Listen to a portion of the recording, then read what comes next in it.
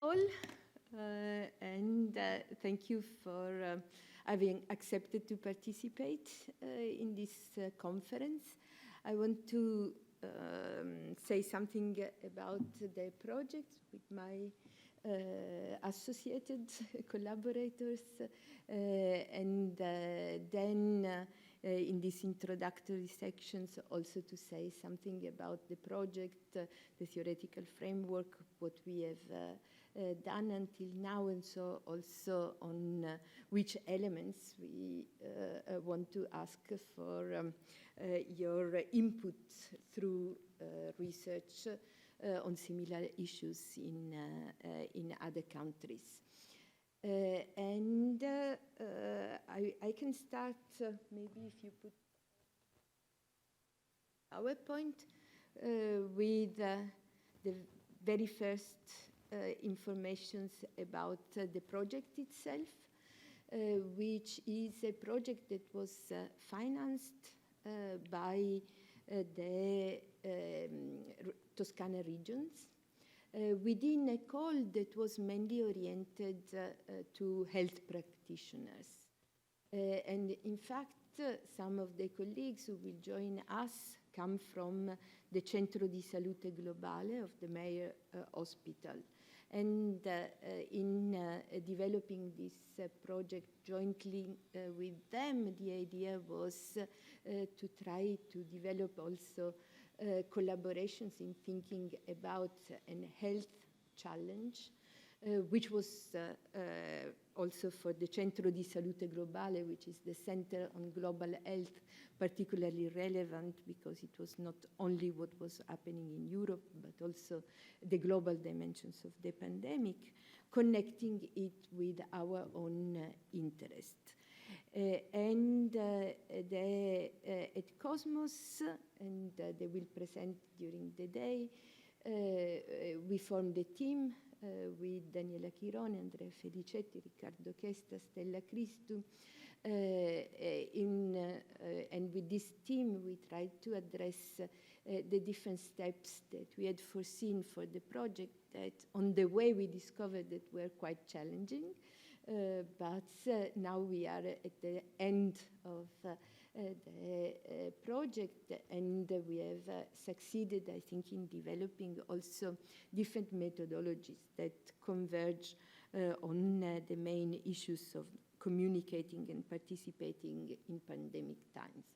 So in the substantial introductions, I want to say something about communication, something about participations, and especially something about the theoretical frames that we have used considering the pandemic challenge, which was particularly relevant in Italy, but also in several other countries, as a critical juncture which was rooted in an health crisis, but that affected social movements as well as other actors by triggering a series of crises and also opportunities and challenges.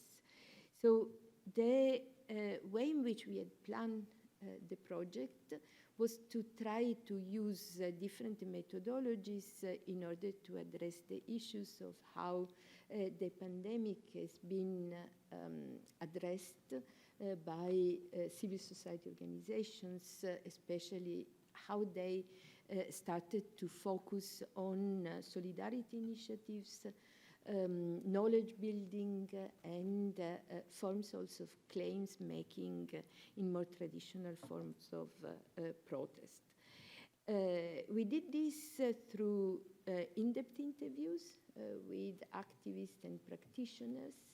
During the interviews, we asked especially about their own forms of mobilizations and the main challenges that the pandemic represented to them, but also the type of opportunities it gave to create networks and to develop alternative visions, or at least the type of opportunities that they believed were available, because also in the second part of the research, the focus group that we organized when the pandemic was almost over, it was a moment in which automatically also the discussions went into the legacies of the pandemic periods.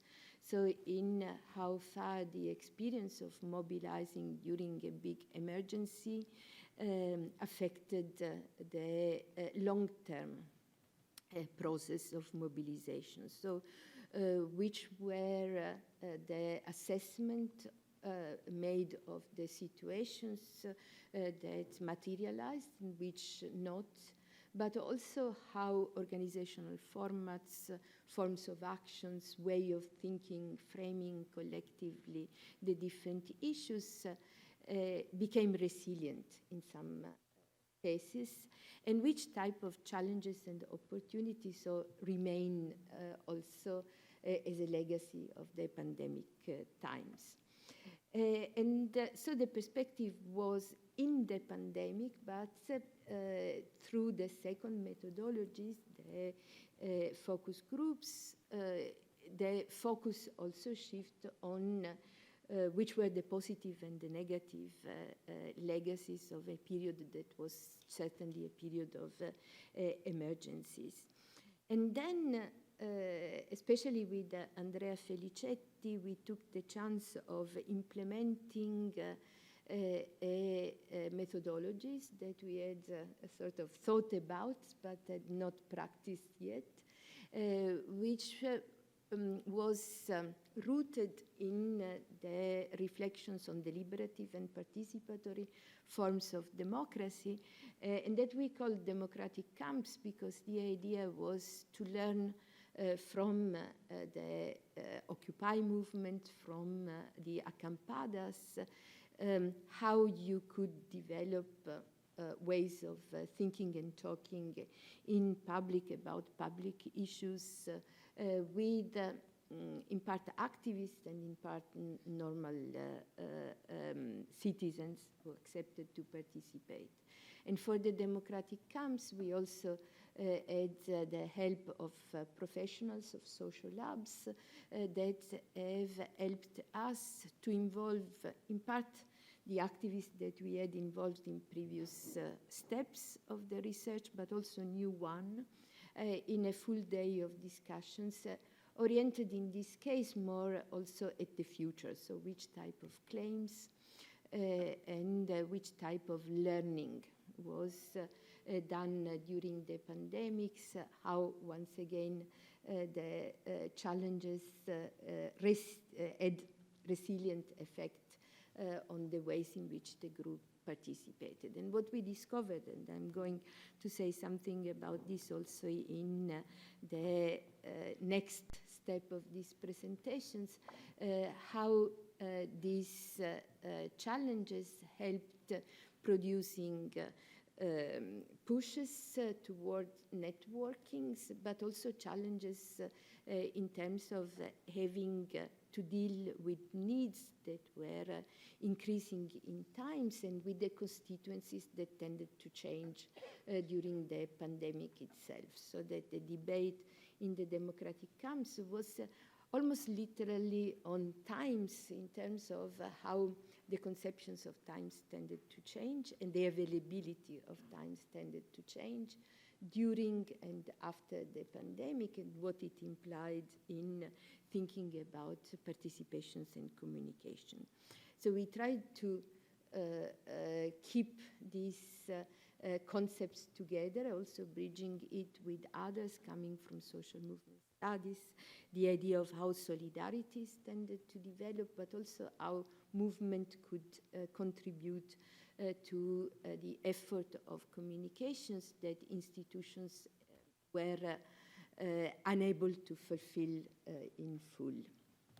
So this is a bit the project that we did. It was a 3 years long journey that we made, and it is an in-depth analysis of one case, Tuscany especially. All our interviews, focus groups, and the democratic camp were run in Tuscany. But our impression is that the type of processes that we observed were not just typically of these regions, that there was something that was relevant looking at Tuscany as a region with a traditional subcultures that was also evident in the traditions of solidarities, in the type of groups that mobilized, but at the same time also that some types of developments were very similar. And of course in this, the contributions also on the reflections on how health rights were already weakened by previous reforms in the health system that were also incorporated in regions like Tuscany has been very telling and an important issue also to discuss with our colleague of the Centro di Salute Globale. So this as a way of introduction. I ask my colleague if they have some.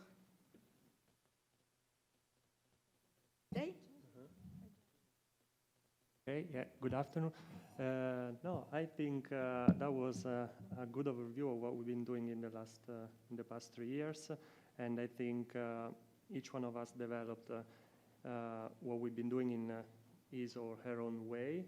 We explored in depth according to our own sensibilities and research interests. So probably this will emerge during the different panels in which we speak together with many of you today.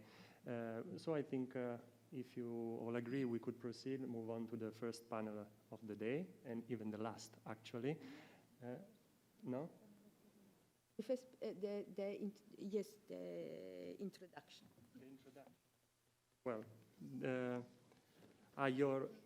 the introductory speech. Okay, yeah, you're right. Sorry, because this was just a welcome speech. Okay, that was just to begin with. Okay, then we are already 8 minutes behind schedule, but we will catch up during the day. So after the introductory speech, there will be the first panel and only panel of the day, and then the social dinner, more instruction about that later on today. And then tomorrow we reconvene for day 2 of this conference. So yes, Donatella. Yes. I think we can move on to the introductory speech performed by your son. Thank you. I have again. to expel Riccardo because I have to use I feel that. already expelled. And go on.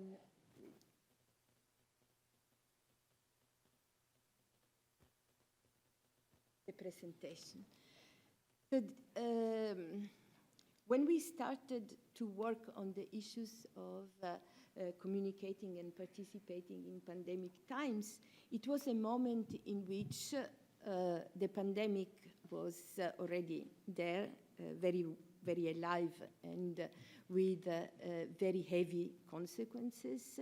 And it was a moment in which we were all living in an unexpected situations and in a situations that emerged and was experienced as a unique type of situation. So it was difficult to find in the social sciences some theoretical guidance.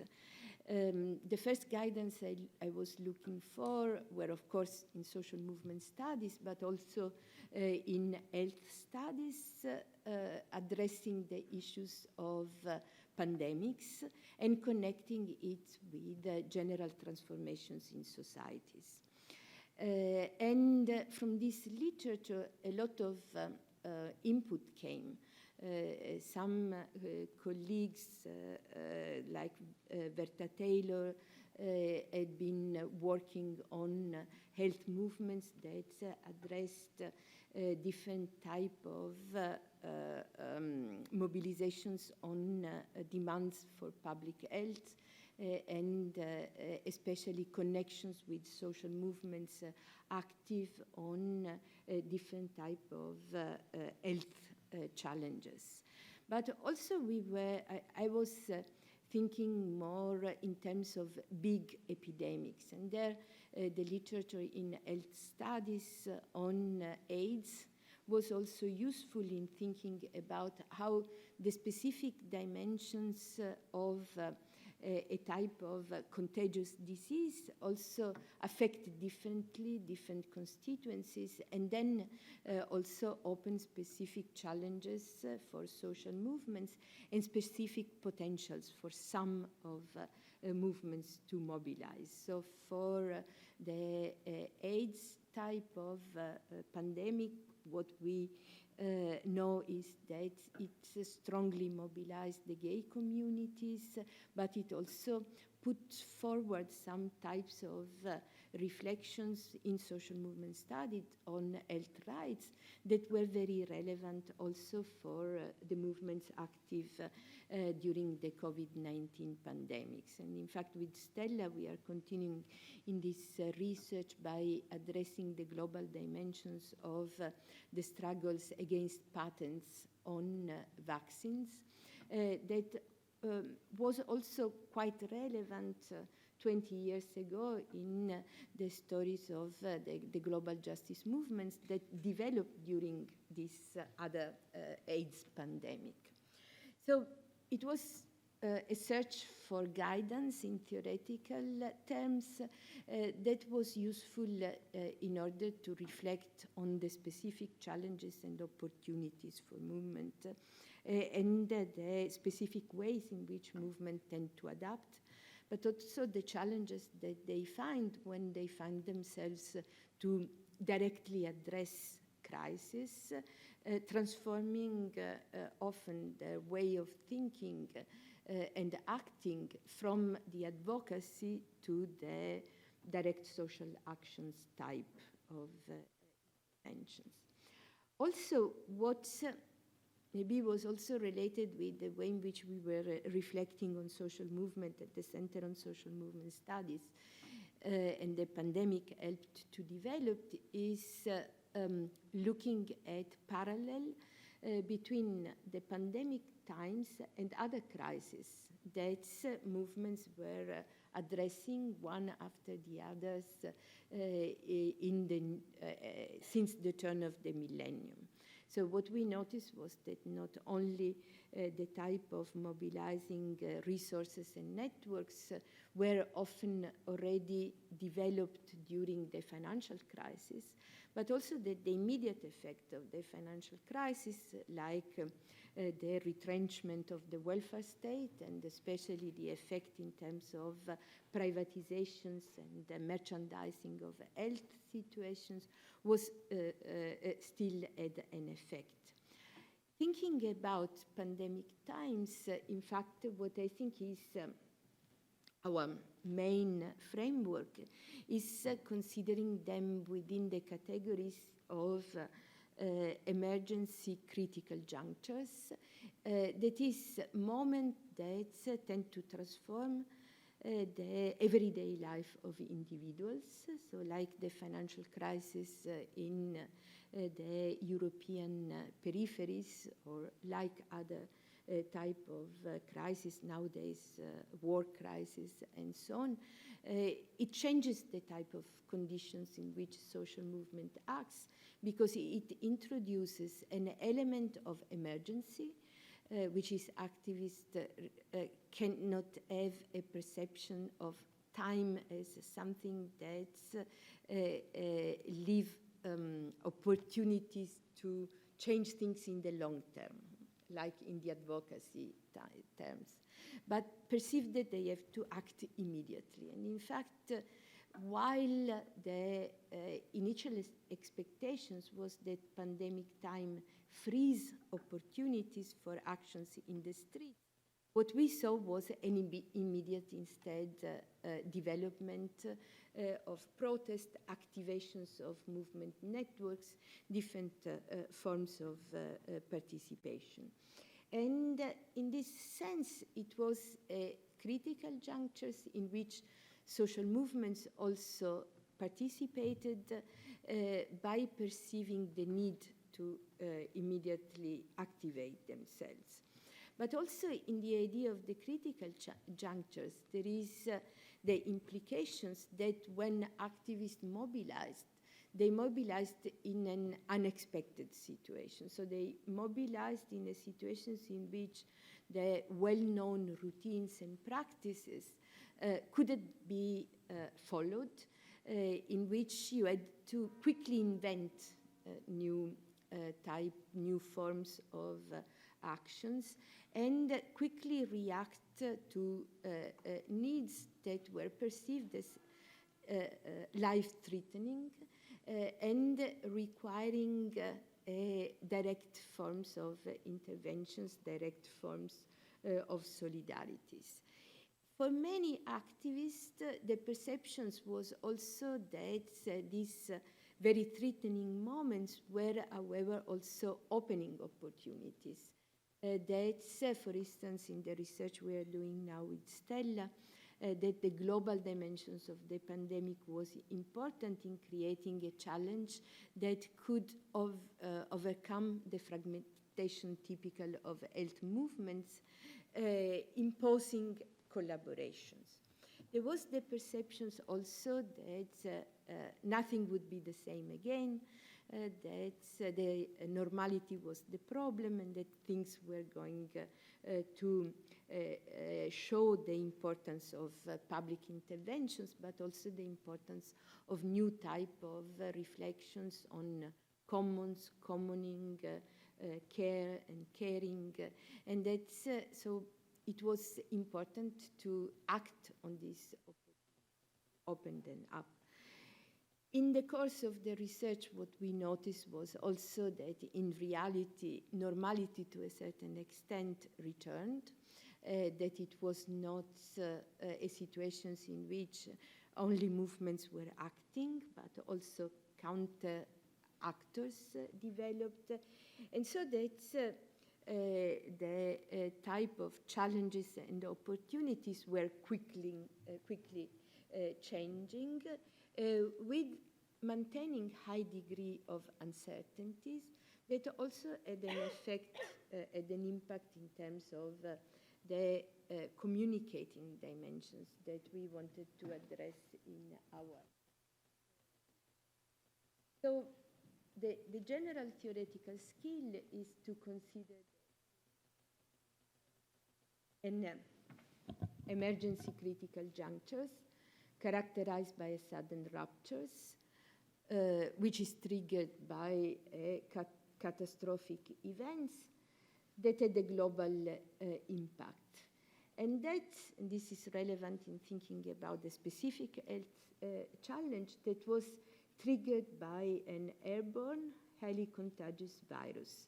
So the dynamics which was different from AIDS, but it's a dynamic that's looking at the ways in which historians have addressed other type of effects of similar type of pandemics, starting with the Spanish flu that we started to reflect upon for its potentials for learning about our own situations, a specific type of effects related with the specific characteristic of the airborne type of contagious.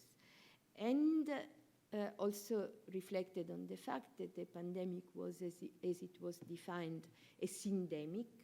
So a virus that was hitting in very different ways, different type of people, with effect especially on groups of people that had been affected by poverty, by unequal distributions of risks, and that's in terms of generations, but also social class, the type of health inequalities were literally killing fields of inequalities. So that's, it was a virus that hit specific groups with specific social characteristics, showing the killing effect of the type of previous development in the health system in terms of cutting on public health and reducing especially.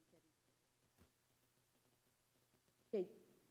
Books that I in which I've been reflecting on these issues are at the moment two, but we are going to produce others from the research itself.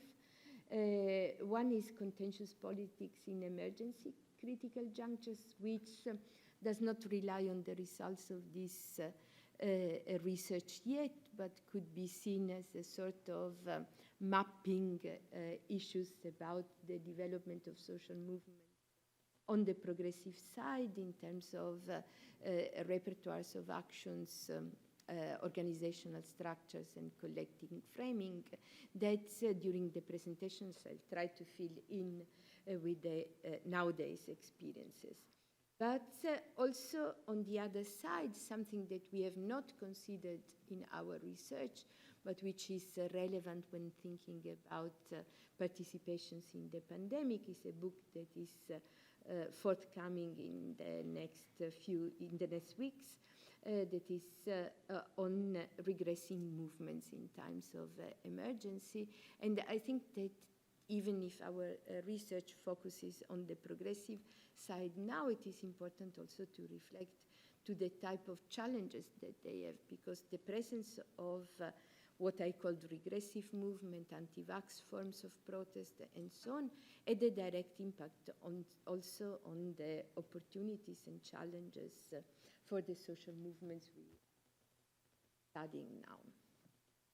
The communicating and participating, something that Daniela and Riccardo are going to present more in depth, are challenges that we found our activists were perceiving as relevant for their own activities, and that we all as citizens perceived also in terms of declining qualities of communicating during the pandemic times. By the way, I think also a type of trend that still has all the negative effects in the ways in which further type of crises have been addressed, in particular thinking about the climate crisis and the war crisis. So looking at the literature, the communications in the pandemic, and therefore also the democratic quality of communications in the pandemic, has been affected by scandalizations of the ways in which the news were reported, personalizations and selectivities in the ways in which the actors were given the floor, with the presentations also of, with the focus of communications on issues on which there was the selections of so-called experts that were used, however, more as actors in symbolic wars than as scientists able to communicate the uncertain truth that was typical of a phenomenon that was changing very quickly. And so the polarizations of the informations, growing also use of public mainstream media and social media as arenas in which different visions were contrasted without an acknowledgement of the ways in which science works through doubts, through slow acquisitions of truth and search for truth, was particularly relevant.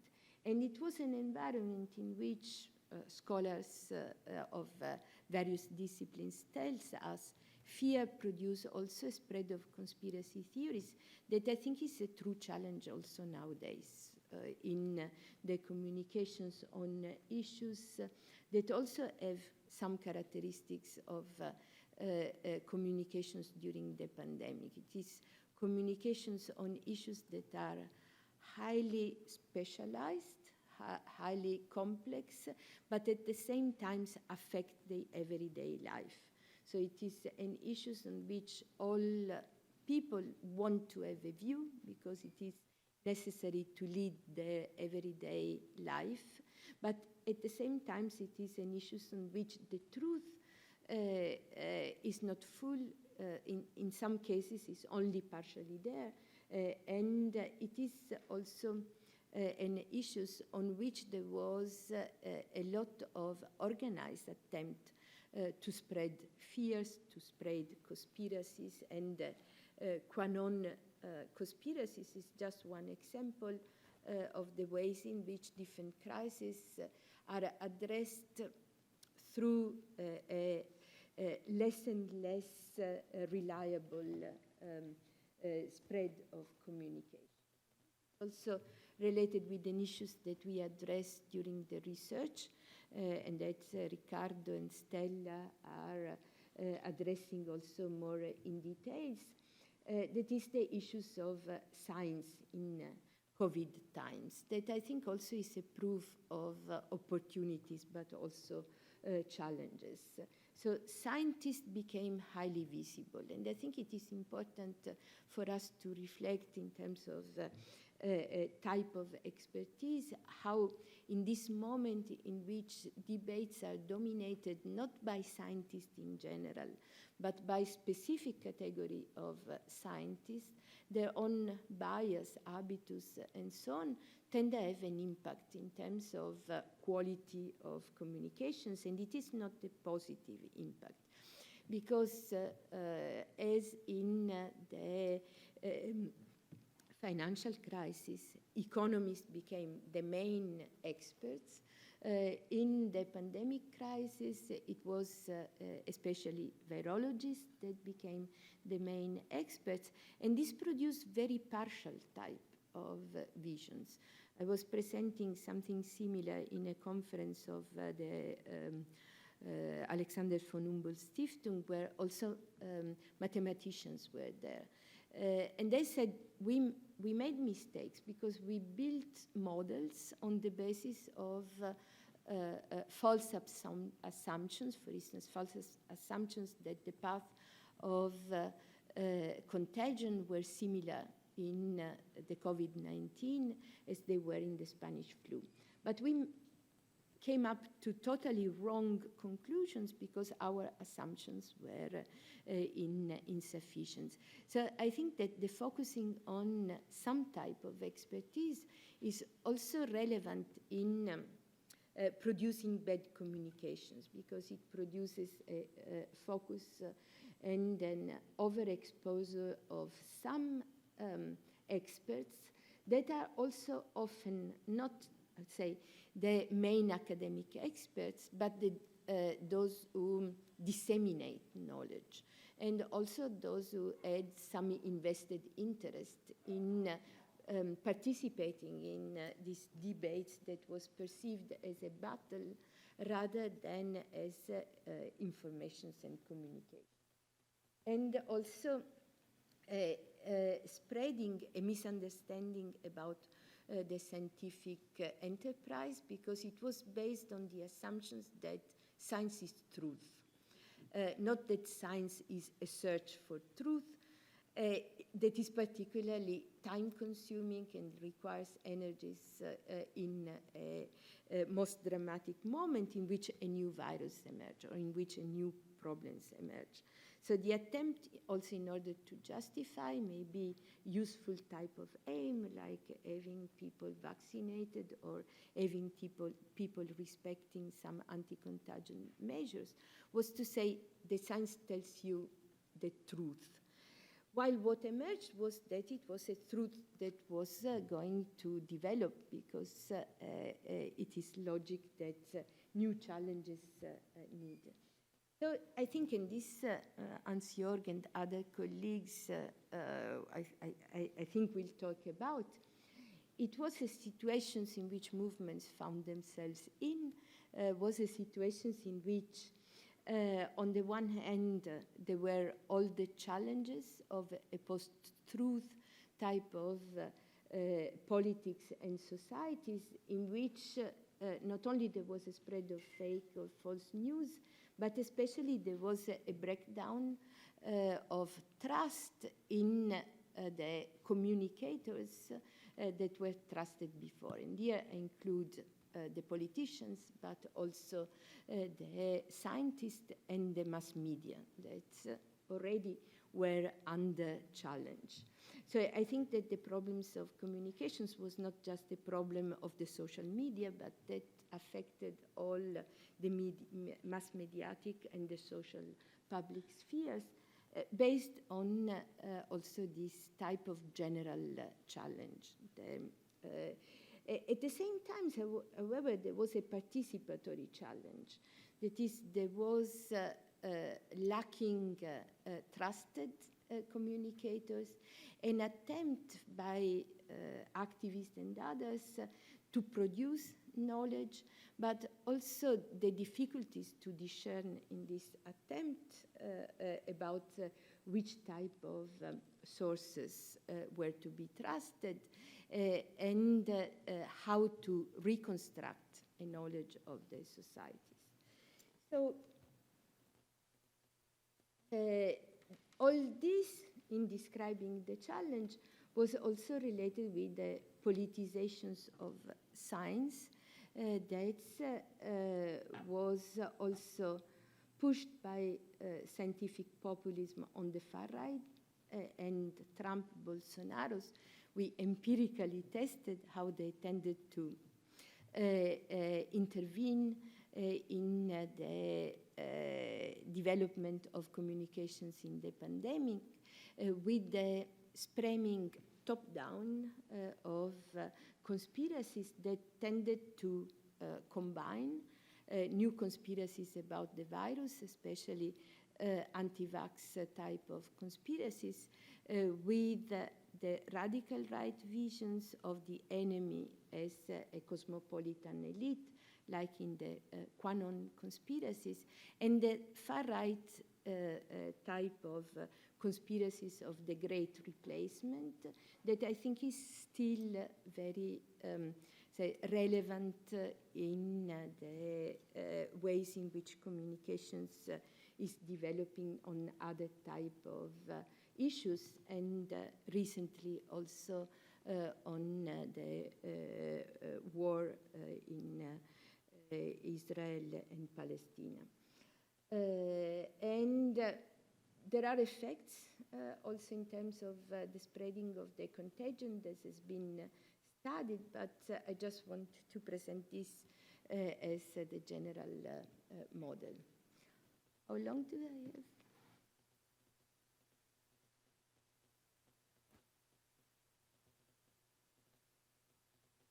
I'll also leave a space to the debate, also because until now just mention the framework in which the research and in the research on the anti-vax, this element of communication, miscommunications and the spreading of fake news that directly affected ways in which expertise was looked at and ways in which the pandemic was conceived was quite relevant. With Anna Lavizzari, who is here, we also developed specific methodologies to try to analyze this type of groups. What I want to point at here is especially the effect that they have on communications with the spreading of fake news. So now, in minutes more or less, I want to address the main content of the part of the research on which, of the Com.Part research on which I'm writing at the moment. And it is sort of applications of social movement studies to the development of social movements in during the pandemic and beyond. So one of the first contributions to look at the ways in which movement had reacted to the pandemic has been these special issues of Interface, which is a journals by social movement scholars, but also of social movement activists. I think, Gianpaolo, you had also a paper there.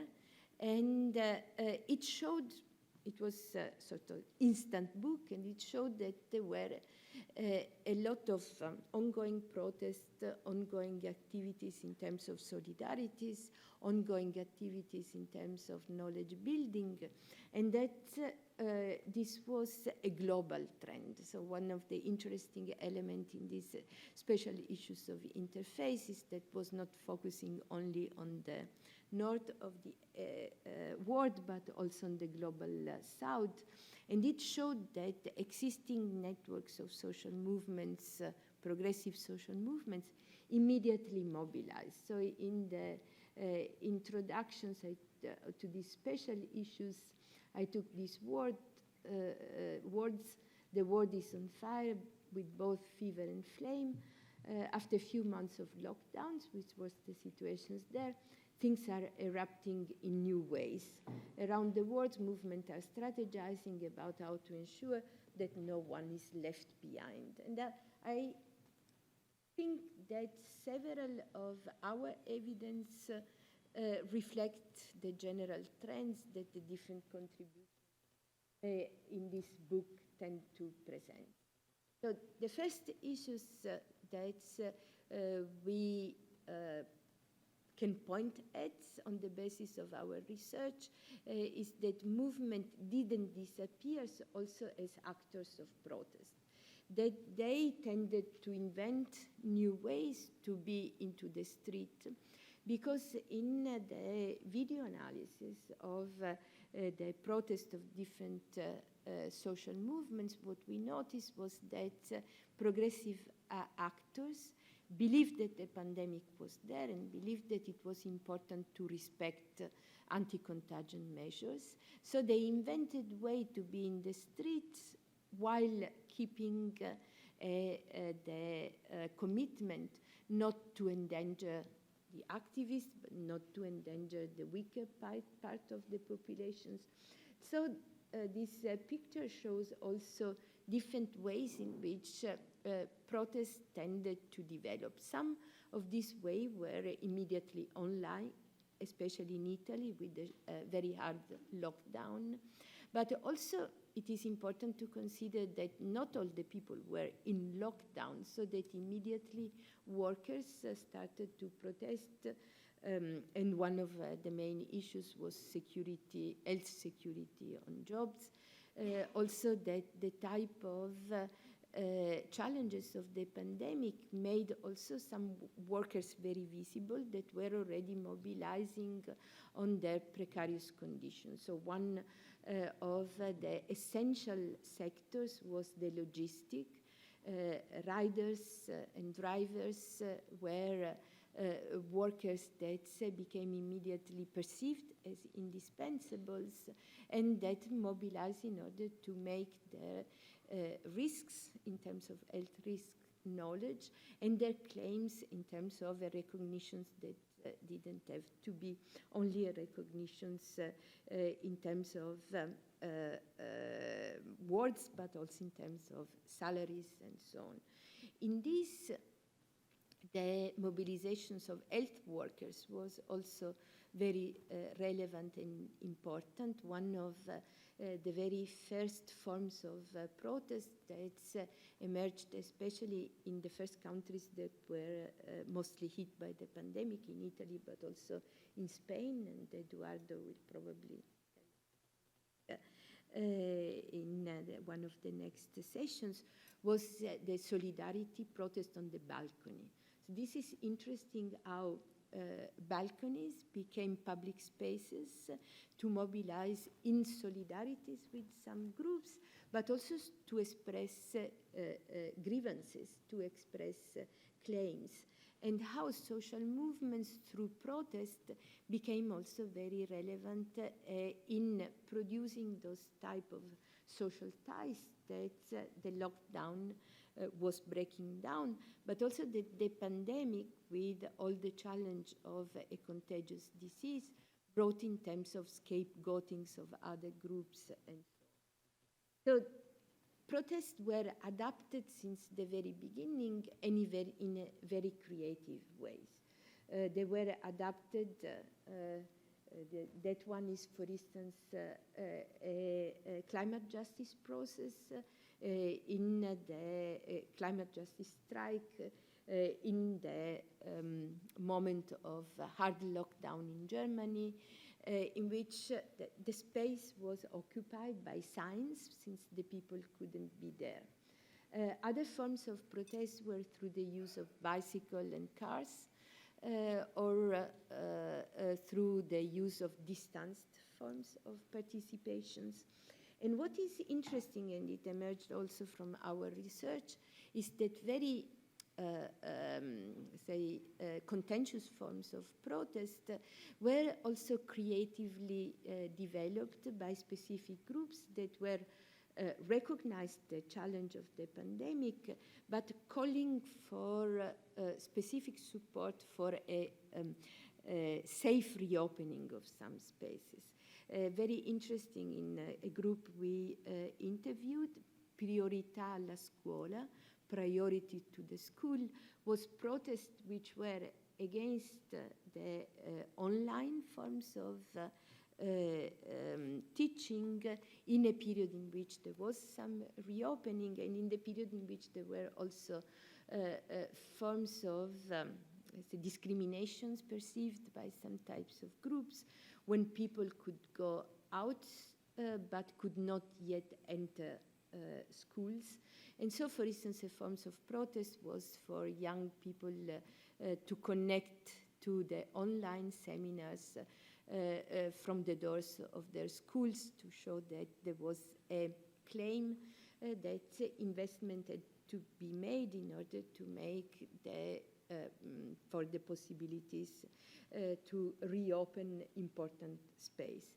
And this is an element of the pandemic that is relevant, I think, to reflect upon the competitive dimension. So often in pandemic time, the emergency situations is perceived as situations in which there is no alternative. We have to lock down everything and there is no other ways.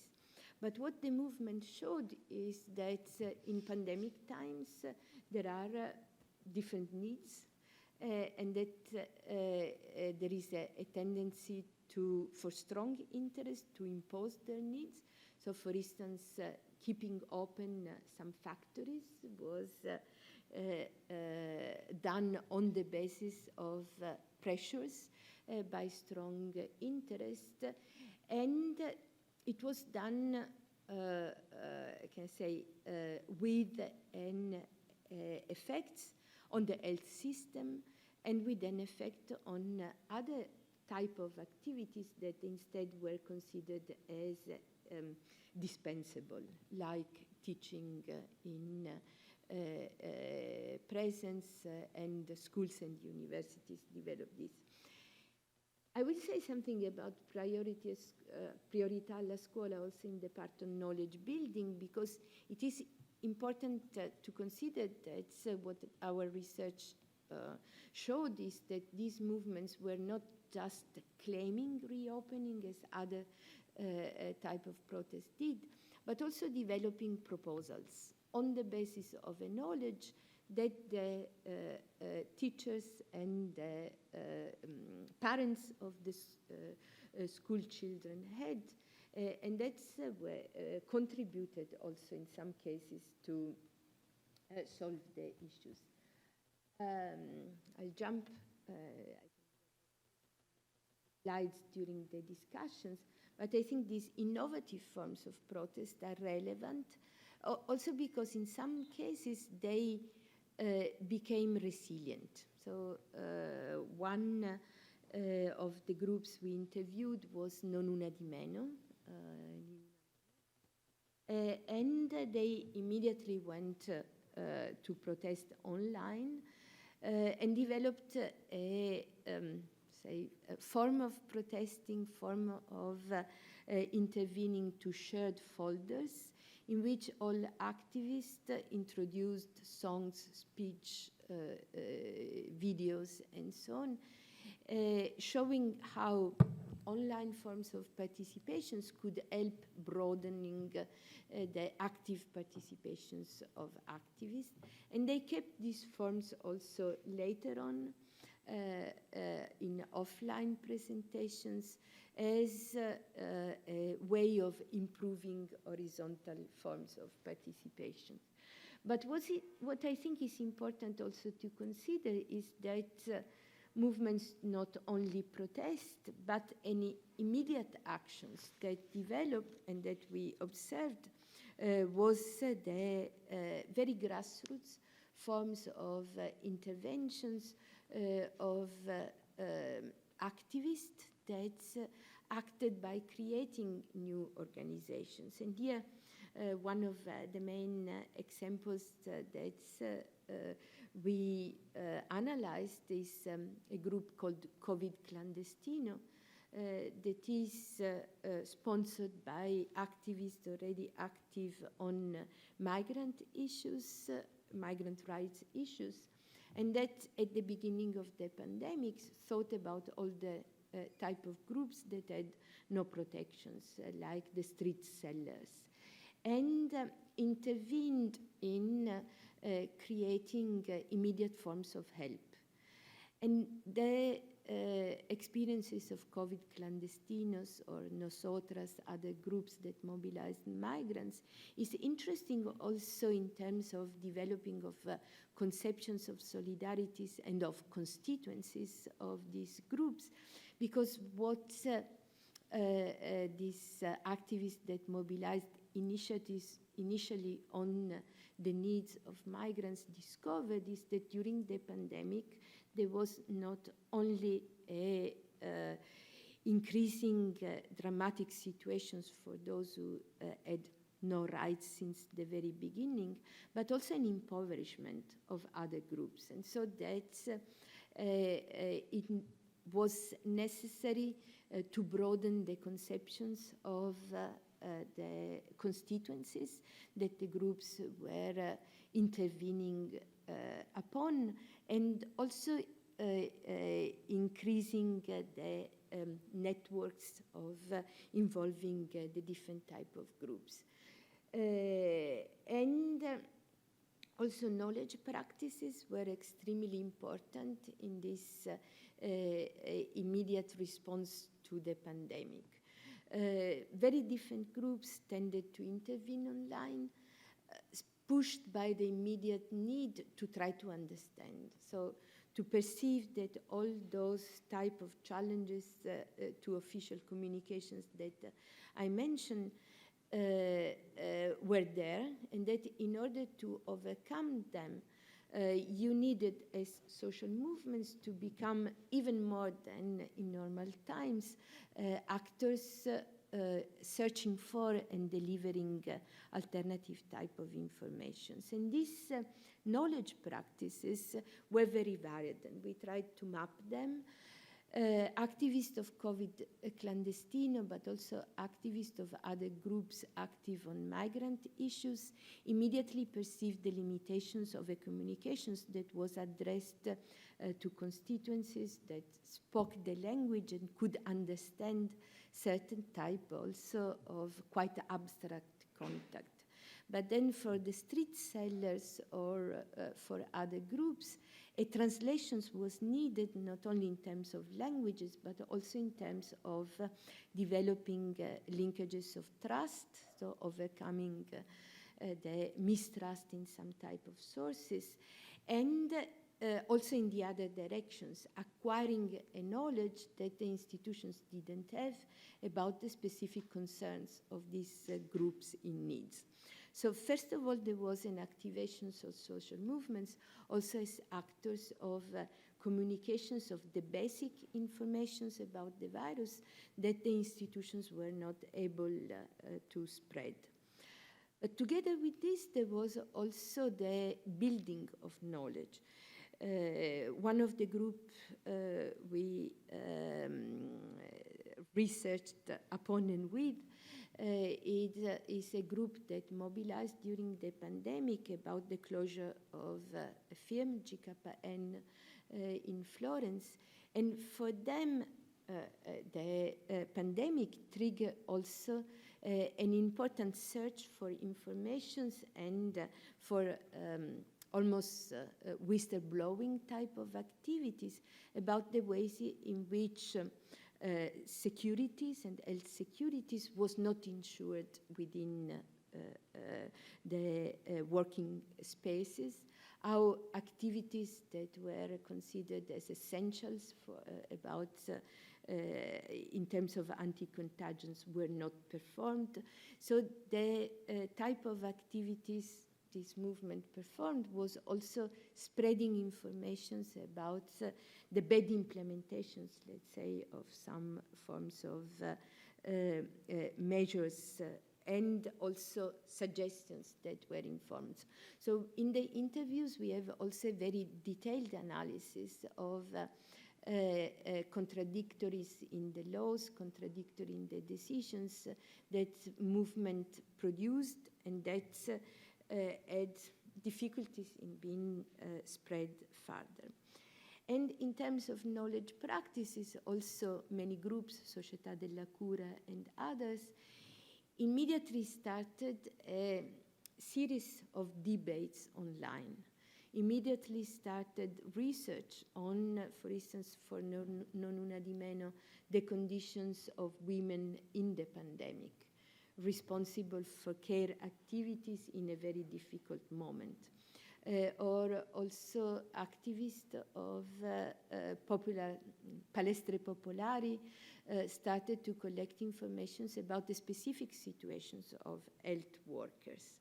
So I think all these activities were relevant per se and represented in some cases a way to build upon previous experiences that also Lorenzo Zamponi, Anne, and others had studied when looking at previous crises, like the financial crisis, so new forms of mutualism, but they took also different characteristics during the pandemic and had long-lasting effects, as I'm going to indicate.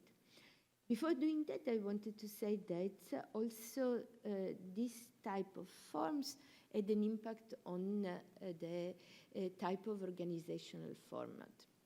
Many of these groups were extremely grassroots. And I remember Gianpaolo's also reflecting on his own experience at the level of the neighborhood, how activists immediately perceived the need to organize with forms of distributing immediate help in terms of food, but also help in terms of navigating the new type of procedures that became important in terms of tests, vaccines, and so on, and that the institutions who relied a lot upon new technologies were not able to communicate and make available for part of the populations. These very grassroots type of experiences, however, were not, didn't remain localized, because what was immediately visible in the experiences of the different groups is how emergencies produce the need for networking at a very practical level. So you want, as COVID Clandestino did, organize food release for some types of groups. You need to open an account, but you also need to have a storage where to put the thing. You have to have people who participate in the effort. And this was often done by bridging together the specific resources of different groups, considering also that some of the main groups, like the traditional Arci or Casa del Popolo, were those who were immediately challenged by the closures, the lockdown of their initiatives. But for instance, offer the spaces for this type of initiatives. And what it is also, I think, relevant in this dynamics of very decentralized groups, very grassroots group, but able to network with each other, was also the experience of broadening the constituencies and therefore also the networking capacities to new groups. And one of the, I think, very interesting experiences that the activists from Non Una di Meno told us about was the specific forms of interventions with sex workers, in particular with trans groups coming from Latin America that were also a specific constituency in immediate dramatic need, like the street seller groups, because they had no recognitions, bad experiences with the police, and no one thinking about them. And so an interesting examples of these collaborations and networking was with Non Una di Meno, the opening of special collaborations with workers in a CAM, in a cooperative related with food, in the productions of this type of immediate support to sex workers. And what is interesting is also the resilience, at least partially, of this type of interactions that developed during pandemic times. So the fact that some of these type of new ties continued to develop, for instance, between Non Una di Meno and the sex workers, with the transformations of the day in which food was distributed into a day in which volleyball was played and experiences were exchanged and so on. And this, I think, is also relevant in terms of the development of framing. So for many of these groups, new mutualism was not a totally new experience, so social movements always also intervene in terms of solidarities, but it opened a new challenge about how to think about how to address, not say the next pandemic, but the immediate and complex needs and long-term effects that the pandemic had. Some of these type of claims were more traditional, so it was very much focusing on an idea of public health, on diagnostic frames that pointed at the killing effect of the cutting down of the health system, and also how it was connected with previous financial crises, so how in Greece or in Spain or in Italy, the effect of conditionalities imposed on the countries in terms of privatizations of public health had reduced the capacities of these systems to respond. And in fact, that the pandemic in Italy spread, especially in Lombardy, was not only related with the social compositions and the productive characteristics of the regions, but also with the privatizations that in terms of health structures had meant cutting down, especially on the territorial level, of public health, that was particularly relevant in this type of circumstances, not only in order to provide for care for sick people and for vaccinations, but also for providing those ties of trust that tended to be there. So this was one of the claims for public health that emerged very strongly. But also it was bridged with the reflections on care by the feminist movements, so the reflections on the commons, also by the environmental movements, which meant the choice is not just to go back to the public system and the distinctions between the private and the public, but to construct also new ideas about how the commons imply democratic decision-making on special type of goods that cannot be managed only by public institutions, but require the participations of the workers and the users. And this is a reflection that was particularly widespread in the mareas, white mareas in Spain, that I think also emerged, and also on in the research with Stella on the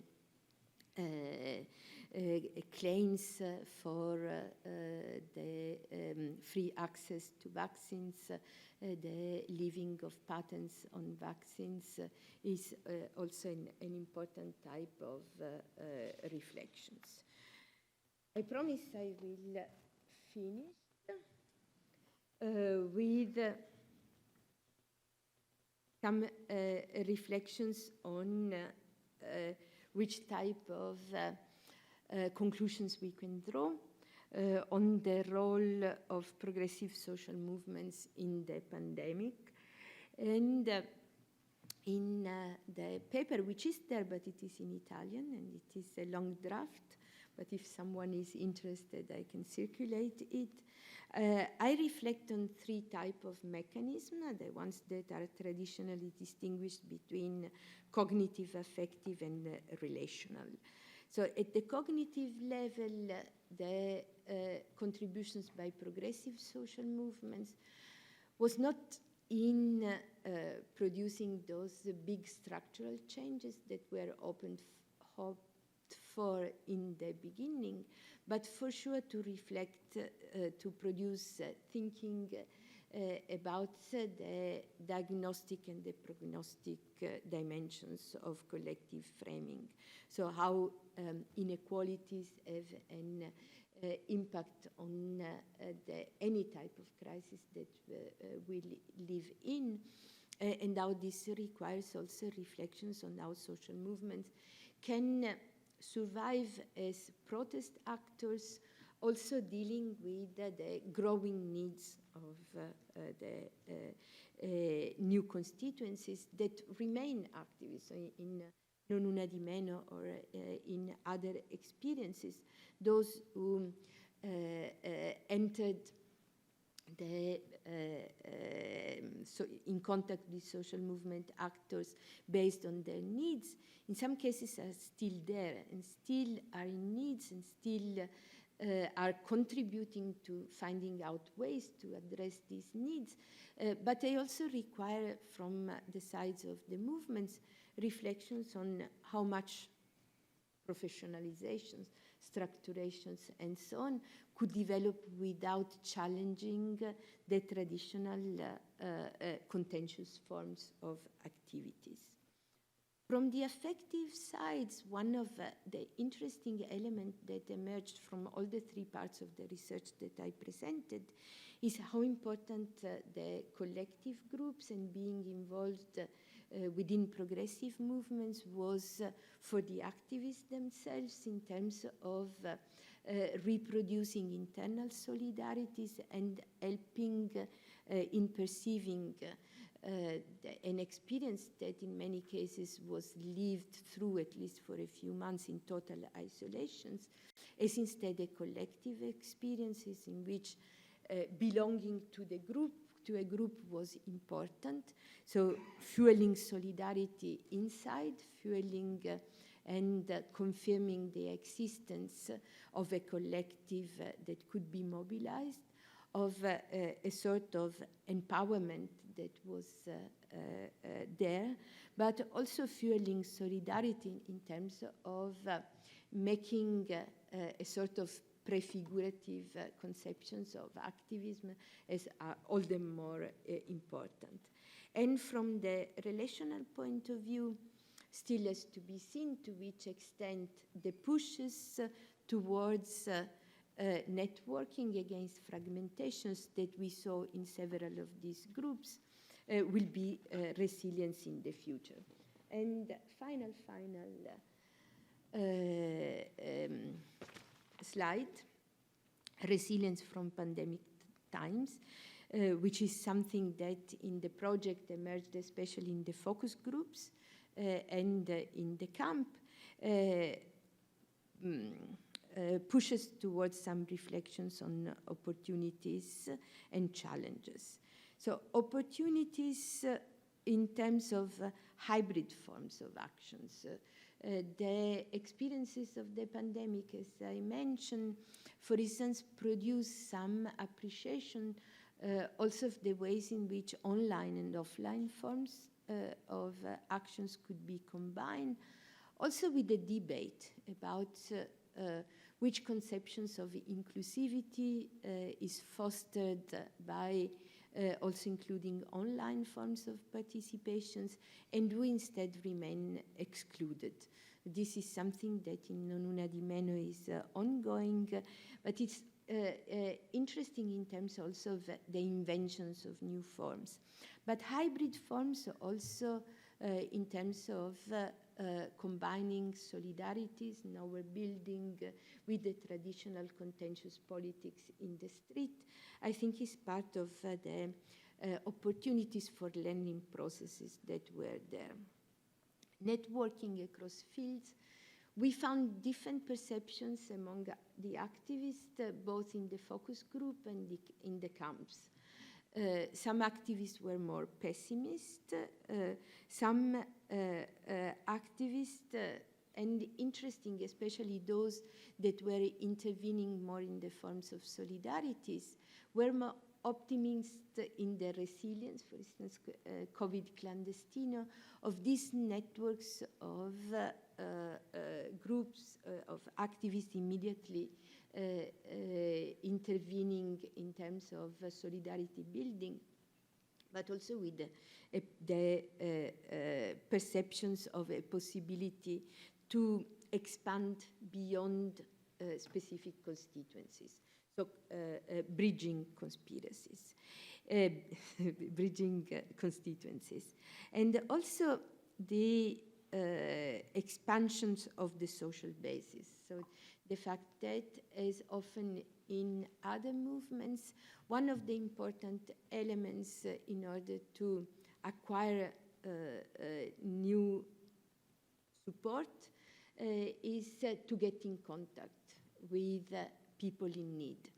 And this is a bit in contrast with the thing that we found as challenge in the research with Stella about the transnational social movements organizations that are more and more using forms of online organizations, in which it is often exactly this lack of involvement with the potential social basis that is weakening their capacity not only to mobilize but to understand what's going on.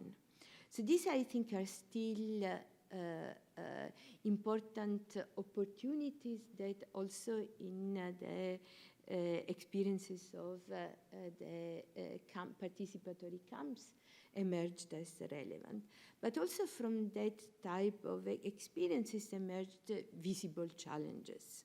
So one challenge was responding to growing needs, and this was very much explicit in groups like Non Una di Meno, that have been involved also in the past in different forms of solidarity actions, new mutualism and so on, for instance, with reference to violence against women, but it perceived on the one hand a push towards professionalizations of activities also related with health conditions of women, but at the same time also the difficulties of substituting from below, the missing offer from the institutions themselves, and the risk that lacking a public offer all the requests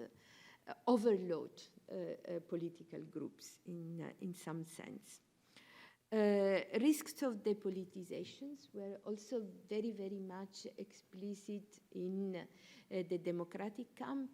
The risk not only that activities of solidarity tend to imply a total commitment and do not leave time for the activist to do other things like contentious politics, but also the risk that a message of there is no alternative, we are all in the same situations and so on, could actually produce depolitizations in situations in which instead an emergency requires very specific political choices.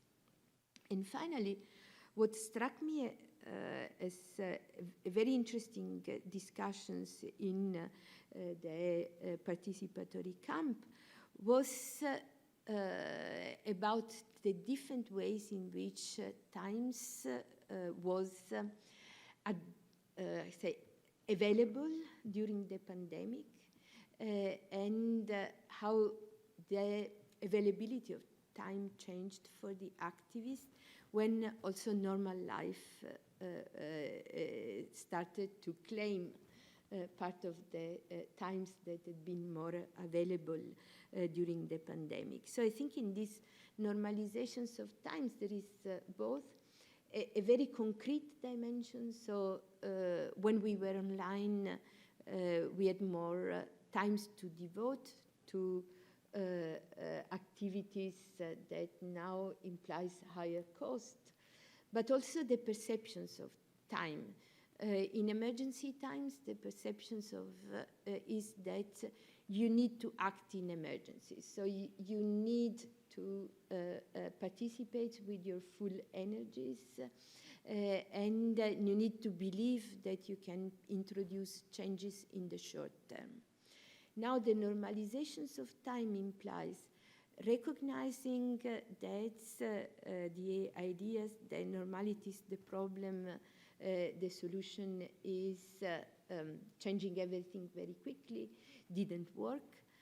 So there is for sure disillusionment, that some of the effect of the pandemics in terms of a very polarized and useless public sphere are still there and affecting the ways in which new challenges are addressed, and also the perceptions that you no longer have this time availability. In fact, I think in the conclusions of the book we are going to write, the reflections on time and space and how it changes in the pandemic have been very fundamental. I will stop here. Thank you very much for your... Thank you. I didn't have a watch, which could have been an opportunity, but also a challenge. Well, it worked perfectly well, except that now we don't have too much time for discussion. It's 3:30, but we can take some minutes away from the break that we will take anyway before the next panel.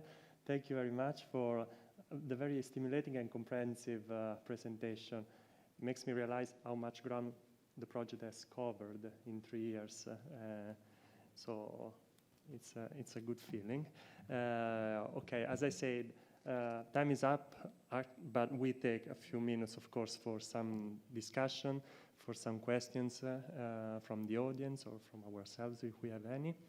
And so, who wants to go first, if anybody? Of course, I have already my question ready, but yeah, I see Hans-Jörg Trenz. And yeah, if you could say your name, perhaps, so everybody knows who's speaking. Yes, Hans-Jörg Trenz here from the Scuola. I just wanted to come back to this idea of the pandemic as an indicator of a new post-truth age and a post-truth society. And if we want to understand this, I think there is also a need to shift a little bit the perspective from the supply side. We are used to think of conspiracies and post-truth from the supply side, those who supply us with disinformation, with insufficient knowledge, with conspiracy theories. But we need to understand the demand side, because the curiosity is that the pandemic was not only a time of disinformation and of post-truth, but it was also a time for a demand for truth. Maybe there was never that much demand for truth, but we know very little about these demands. So why do citizens demand truth?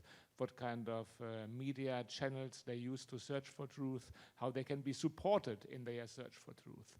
And if you try to understand this demand side, I think this also gives us a different perspective to conspiracies. Because also for understanding conspiracies, we usually think of conspiracies from a kind of a psychological angle, that they are an expression of fear. You were also kind of emphasizing this. Or we simply consider conspiracies as abusive, as a kind of indicator for disrupted communications. But from the demand side, one could also interpret conspiracies as an expression of a demand for truth. Because also those who follow conspiracy theories do this precisely because they search for truth. We call it alternative truths, maybe. But the question could also be how to integrate them and how to support them in their search for truth. And this might be even part of the resilience you analyze, or to understand resistance movements, that they make reference to conspiracies not only as victims, but as citizens who actively have their agendas wish to promote in the public sphere. I think you are very right, and in fact it is important to consider that during the pandemic there were not only fake news, but there was a huge amount of very good information available, and that often people were trying to collect the information without being able to distinguish, but also without being able to navigate among the huge amount of reports and press release and so on. But it is important, in fact, to consider also the need for, if not for truth, because I think that it's misleading to give the impressions that we can have the truth such a high degree of security immediately, but at least to be able to navigate into uncertain times through an approximations towards truth. About the conspiracies, I think that besides the psychological dimensions, we have also to look at it from the point of view of the political economy of it. So it was not something that emerged spontaneously. It was very much sponsored economically by groups, and this is also. Are there other questions from the audience? Please. Microphone.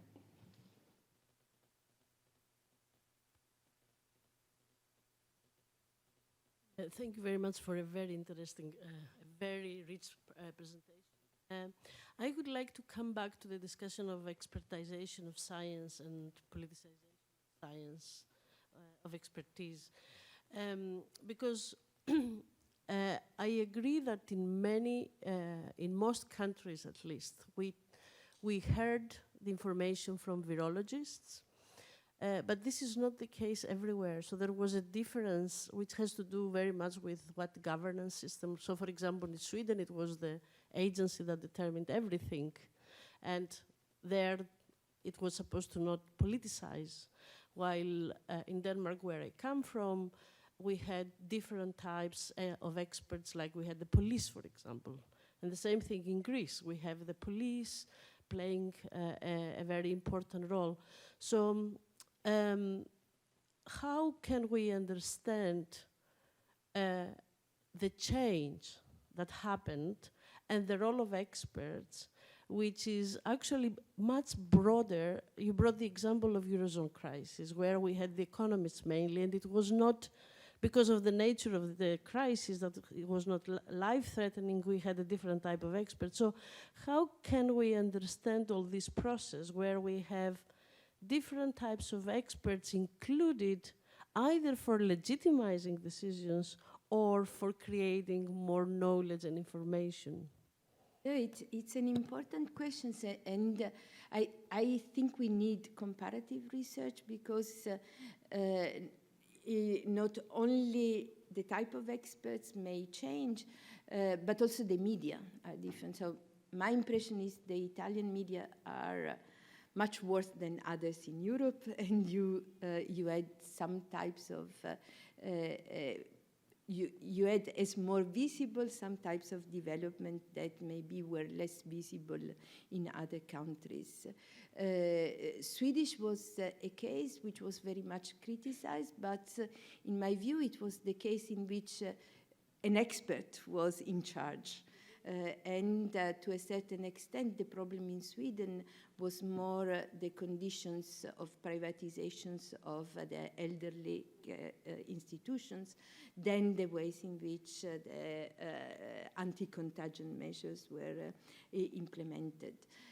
Also, in the research with Stella, we saw how the type of actors were very different in different countries in Southern Europe. So in Greece, it was quite marginal and totally crazy type of groups with input also by the Orthodox, part of the Orthodox Church.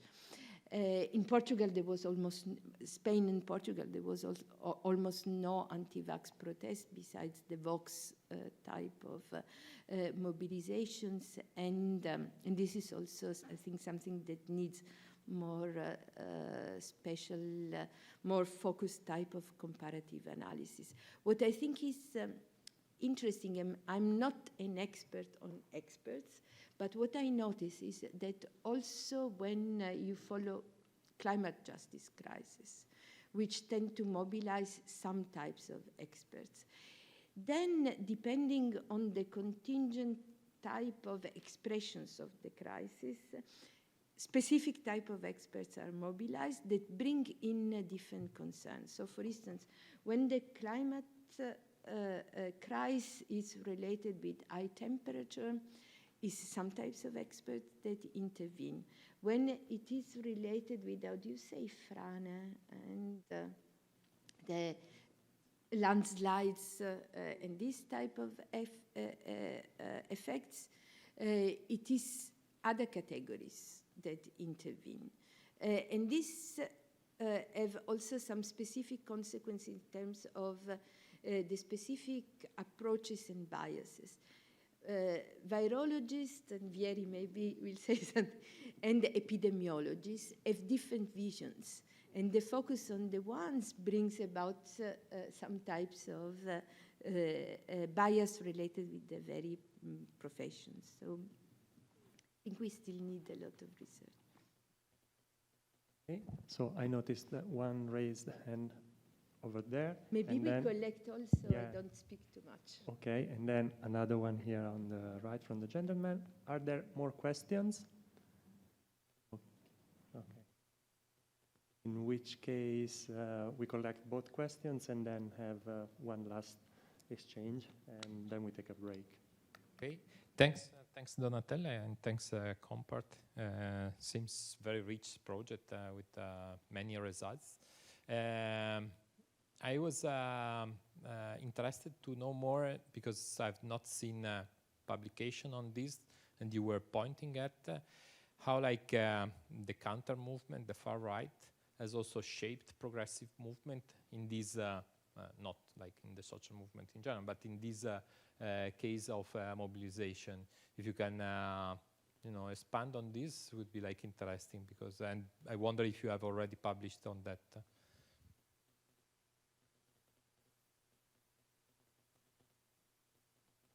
We'll get a microphone soon.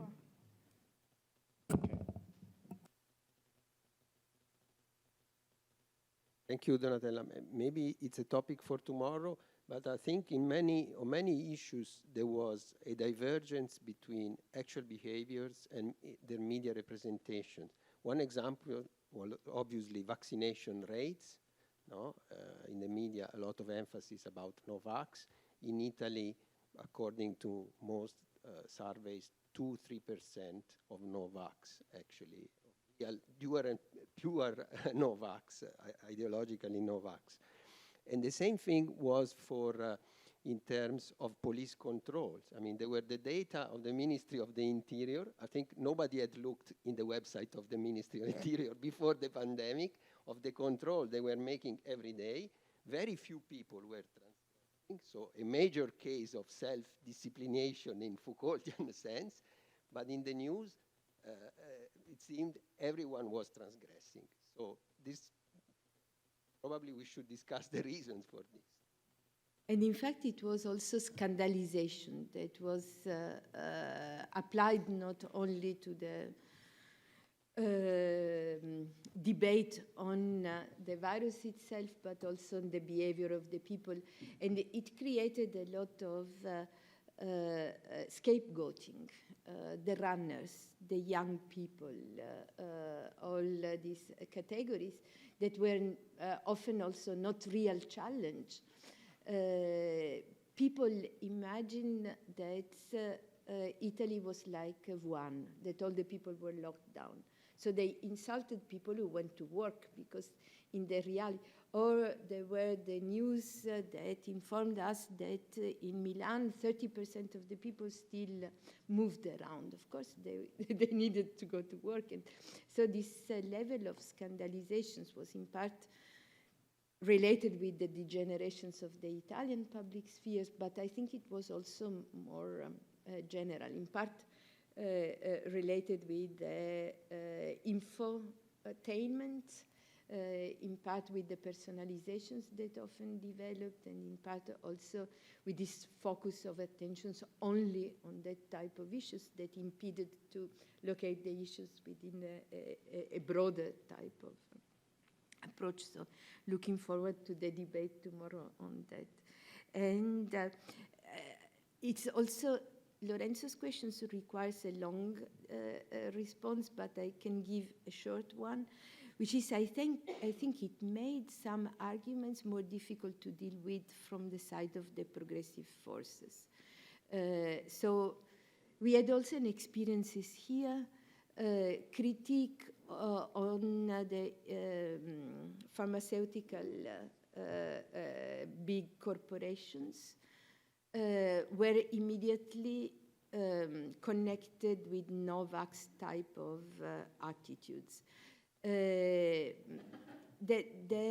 progressive forces, I think, tended to respond often by avoiding talking about something. So, for instance, the debate about not vaccine because it was not available in that time, but medicaments for the AIDS pandemic was much more clear with the positions on the left during the AIDS pandemic than the debate on vaccines. So it was difficult to criticize the big pharma and so on, but it was also not clear the type of indications of these very fundamental issues. So most of the activists we interviewed, almost, I say, by normative positions, they perceived that in a pandemic you have to protect the weakest, and for these reasons you have to support lockdowns, support vaccinations, and so on. But it was not so explicit. If you think about Ukraine and Palestine now, the presence on the right-wing sides of positions that are purposefully and explicitly strategically made in order to confuse the arguments, make that if you express criticism on both issues of the official positions, it is, and I think that this has created a tendency that in the work with Felicetti, we also noticed on the debate on the attack on Charlie Hebdo. Rather than risk conflicts, progressive forces tend to be silent. And this means that it becomes difficult to make a clear argument on some issues. It was especially this, but would require much more time to go more in depth. Thank you. Della Porta's introduction. And so these, we thought of arranging 3 panels, each one focusing on a different aspect of the pandemic crisis. The first one will be on participation, which is the one we're going to have right now. Then tomorrow, after the keynote speech by Gianpaolo Baiocchi, we will have a panel devoted to communication and another one zooming in on public health. So I'm very honored to have to be the chair of a very distinguished set of speakers that will be talking about participation from different points of view. And so myself, I'll go first. I'm Endre Felicetti from Università of Padua, and I'll show some research that we've been doing here in Tuscany, so that Donatella has already introduced to some extent. Following there will be Endre Borbath from the Berlin Social Science Center, and presenting a work on the mobilization capacity of organized civil society in times of crisis. That was the title of the paper, at least. Then Stephen Elstab from Newcastle University, presenting a work focusing on digital deliberation during the pandemic. And last but not least, Lorenzo Bosi and Anna Lavizzari, that will present their work on young activists during the pandemic emergency. As you will see, these, our presentations, our papers are at different stages of development. There are some that are already published and some that are very early drafts, such as my own. So please be aware of that. And in that spirit, I would like to get started. And so I'm planning on speaking 15, at most 20 minutes. So I invite you to do the same so that we have at least some time to discuss at the end. If there is no question or no need to add anything further, I will get started. So here's the title, Understanding the Local Responses from Below to the Pandemic Emergency, Insight from the Tuscan Case. Somewhat straightforward. So essentially, let me take a seat, it's easier probably for the microphone. Those who've been analyzing, reflecting on the pandemic emergency have often framed it as a source of democratic mobilization. So it's been highlighted how civil society, social movements have not really been prevented from acting by the crisis. Actually, they've taken quite a lot of initiatives. And one thing that has struck me is the fact that in some cases, mobilizations have favored processes of democratic innovation.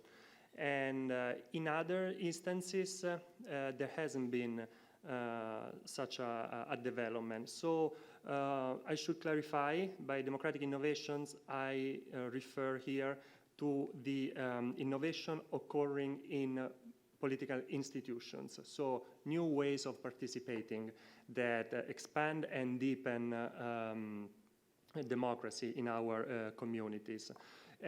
So of course there have been grassroots ways of innovating, but I'm referring to the institutional ones. So I wanted to reflect a bit, to use this, our research, to reflect on why, in some cases, democratic innovation is one of the results of grassroots mobilization. In other cases, that cannot be observed.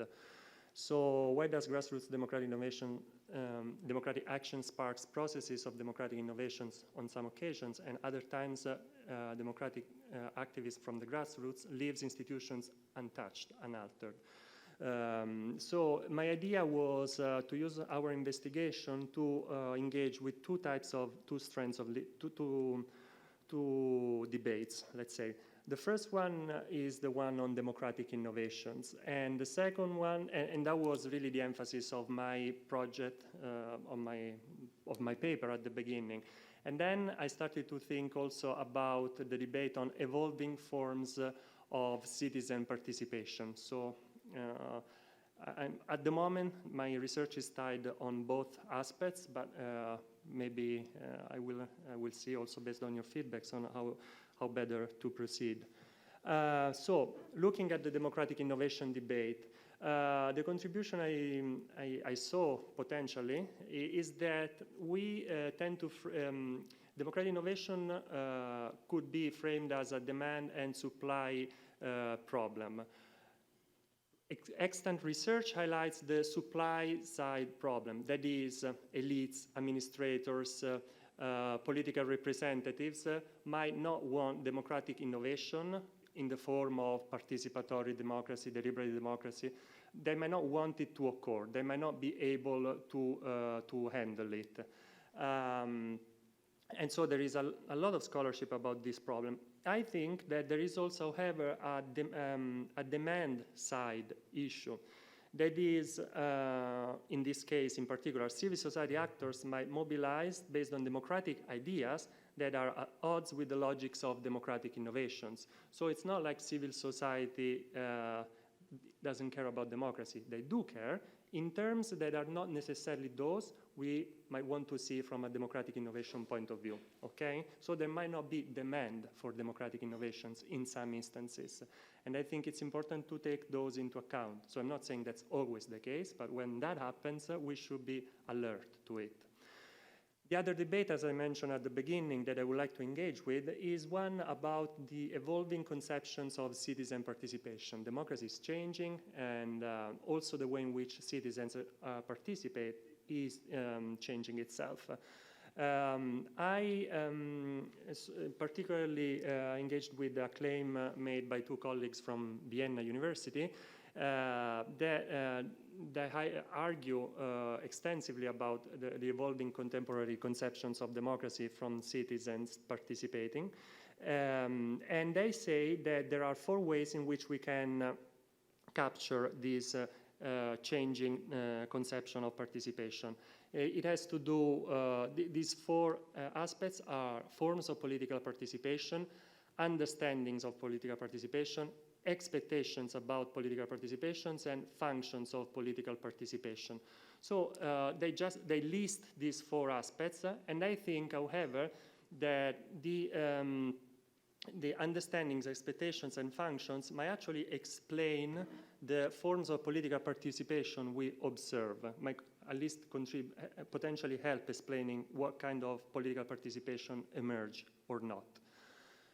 So this is a bit the theoretical space within which I'm engaging in this paper. And so briefly about the case study and the method underpinning this work of mine.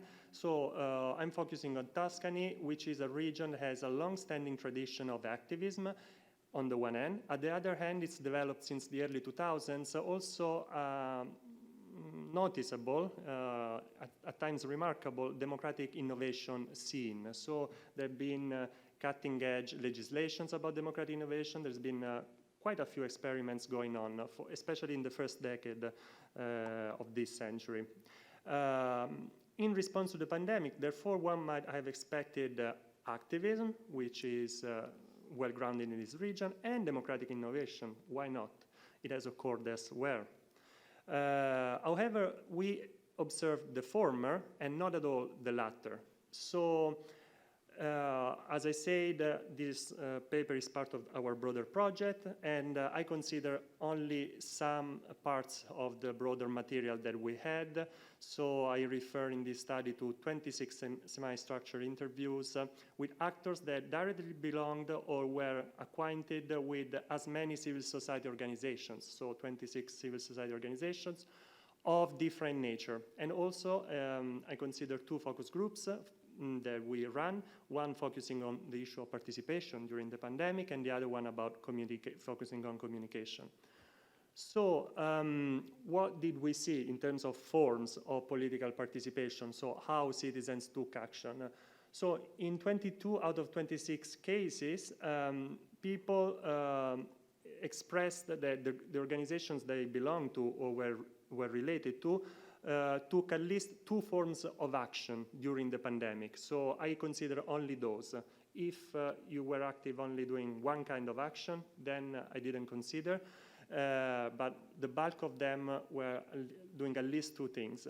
So of these 22, 16 engaged in communication activities. Donatella Della Porta referred also to knowledge practices that would be included among these. These communication activities took place in social media and sometimes in legacy media. And among these 16, half of them gave importance, highlighted the role of internal communication. So it's not just talking to the public, but also having quality engagement within. That was something they pursued during the crisis, pandemic crisis. Then 13 groups engaged in networking with other civil society organizations. So networking, as emerged also from the introduction, was really important in this political phase of pandemic crisis. 10 of them engaged in direct actions. So direct actions, perhaps not surprisingly, was very substantial in terms and differentiated among different type of actions concerning food, community support, migrant support, education, sport, health, psychology, and often more than one area at once were being addressed by different groups. 9 groups, slightly less than half, engaged in actual protests, including demonstrations, demonstrative actions, sit-ins, and the likes. And 4 of them engaged in fundraising, 3 in petitioning, and 1 even undertook a strike, a major strike that was led by the workers of JKN, a big local factory. This is what they did, essentially. And what they didn't really do as much is engaging with local institutions.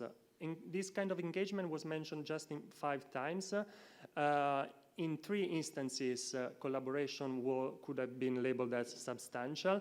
And in no case, interviewees mention, even just mention, the idea of democratic innovation. So let's have participatory forums, deliberative assemblies, digital forms of innovation. So as I said earlier on, I would like to relate those kind of what emerges in terms of forms of action to the understandings of political participation. Now, I cannot present the excerpts here, but what I observed based on the analysis of the material is the main way of understanding political participation had to do with supporting others, especially those in need within the community. So it's a form of pragmatic solidarity. What I did not observe that might be desirable from a democratic point of view, democratic innovation point of view, is systemic change. So people did not understand their own political action, their mobilization as a way to change the system, okay? It was a way to manifest solidarity, mostly. In terms of expectation from political participation, what they should achieve,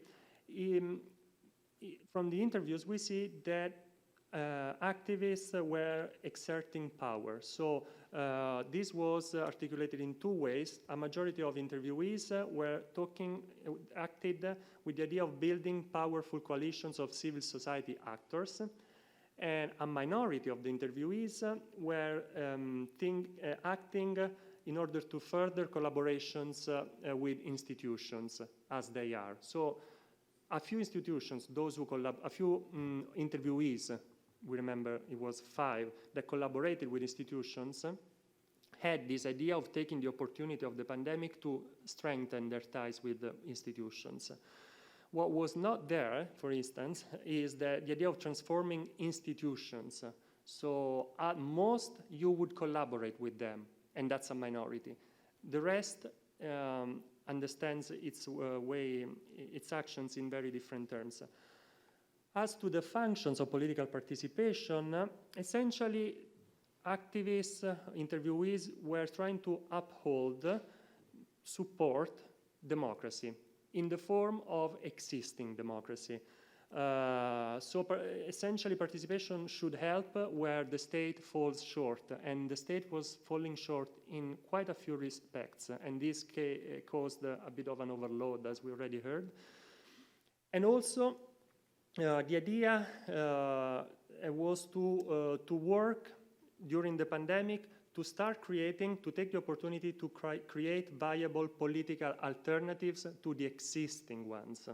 So this was a way to play within the rules of representative democracy, and making political procedures more inclusive and egalitarian was not a goal that was even mentioned. So the procedural aspect was not never occurred as one of the functions that they should be performing. What conclusion can we draw from these considerations? At a time of emergency, civil society participation provided an effective way to cope with the limitations of state response. It did so in a way that reproduced, however, the logics of liberal representative democracy. So the rules of the games were those that are already in place. Collaboration with institutions, especially transformational collaboration, was never envisaged at all. I do not claim that my findings can explain why democratic innovation did not happen in Tuscany during the pandemic emergency, but at least they might shed a light on a conception of participation that engages with the liberal democratic status quo rather than striving to innovate democracy. So, of course, there is nothing wrong with this. It's just that the disposition towards democratic innovation might not be there in this case, and in other cases, possibly. So there are also some aspects that I certainly need to reflect more on, besides others probably, but the categories I used have really substantial overlaps, so maybe I don't know whether the best way to proceed. And also, of course, it would be good to expand this analysis to other contexts to see if there is something there, and to investigate a bit more systematically to see if there are relations of causality, or better understand the mechanisms that could be at play here. Thank you very much for your attention, and I think I'm done. So if you would like to move here, yes.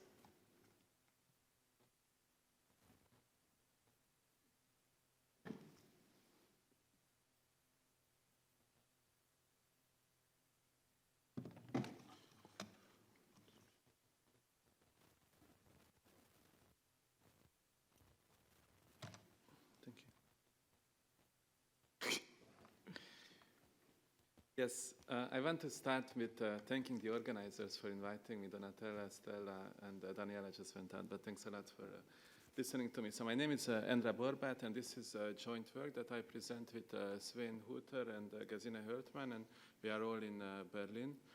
And I think it ties very well to the previous presentation, because what we do in this paper, or what we study, is exactly these moments of solidarity, rather than political protest, more this how people try to help each other during the pandemic. So I wanted to start with showing you this picture. On the left-hand side, you see a social network that was established a bit before the pandemic, but then heavily used in the pandemic. And it's this kind of Facebook Live social network called Neighborhood, where people offer help to each other in the neighborhood level, and you register with your postal code, and then it kind of links together people who live in the same area. And next to it, there is so that's very grassroots, and on the other hand, you have the organized organizations, the kind of previously existing ones in civil society that also took part in organizing solidarity during the crisis, like, for example, the Red Cross. So we were exactly curious about this nexus between individual participation and organized civil society, asking the question, what has been the role of organized civil society in mobilizing civic engagement during the COVID-19 crisis? And we break this down to three kind of questions that we try to answer in the paper. Who were civil society organizations able to reach? On the one hand, and we use kind of this mobilization potential of civil society also as an independent variable to look at how well it worked in different spheres of engagement. And third, we look at whether civil society organizations were able to fulfill their mobilizing potential during this time of the crisis. The paper is based on data from 3 countries, Germany, Italy, and Poland. I'm happy to talk more about why these 3 countries, but essentially it's the logic of most different system design. So these are countries with very different traditions of engagement and political participation and cleavage structures. So we look at similarities across these 3 cases to see similar patterns across different contexts. As for literature on which we rely on, we mobilize this literature that is about disasters, for example, the Katrina hurricane and others as well, and we argue that this literature tends to show that in moments of disasters, there is a spike in spontaneous and classical forms of civic engagement, like volunteering, but then we say that the COVID-19 crisis is a special type of disaster, and it provides a dual kind of crisis for civil society organizations, because on the one hand, there is a great need to help, great need for help from civil society, but on the other hand, the organizations that would be required to help are heavily restricted in their functions to deliver on this need for help. And we kind of take 2 working assumptions that we that kind of runs through the paper. On the one hand, that the crisis provides a mixture of activation and deactivations for volunteers, and on the other hand, that individual forms of engagements even increase or remain stable despite kind of this impairment of organized civil society. We also have an empirical motivation for the paper, and this comes from an organizational survey that we did in Germany. So this kind of the level of the unit of observations here are individual organizations, and there is like 1,000 organizations in the survey, and we try to kind of sample both formal and informal organizations. And on the horizontal axis is the kind of type of organizations. So we have political, leisure, social, and other type of organizations. And that was horizontal axis, and the vertical axis is the percentage of the organizations, percentage points. And just the message of this slide is kind of the crisis that organizations face during this pandemic. That you see that about half of the organizations, or 40%, report difficulty in retaining volunteers. More than half often, or at least half of them had seen deactivation of volunteers.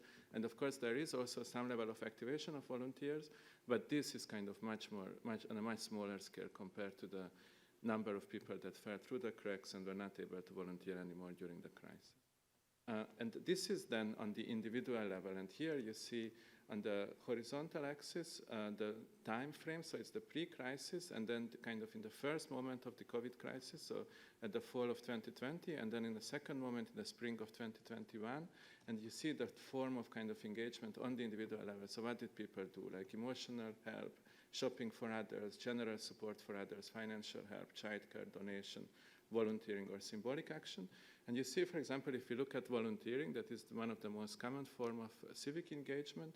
About a quarter of German society volunteered before the crisis, and this number stays the same in the first moment of the COVID crisis after the first lockdown, and it only declines by 4 percentage points even in a later phase. So we see this kind of enormous presence of individual people who are willing to help despite the crisis that organizations face.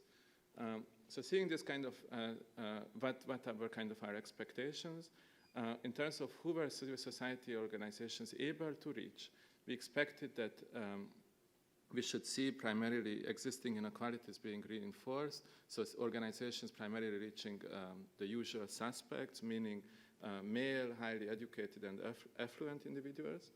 In terms of how important was being asked for by organizations for engagement in different spheres, We expect that due to kind of continuity, organized civil society is much more important for volunteering than for engagement in informal spheres of help, like, for example, strangers helping strangers.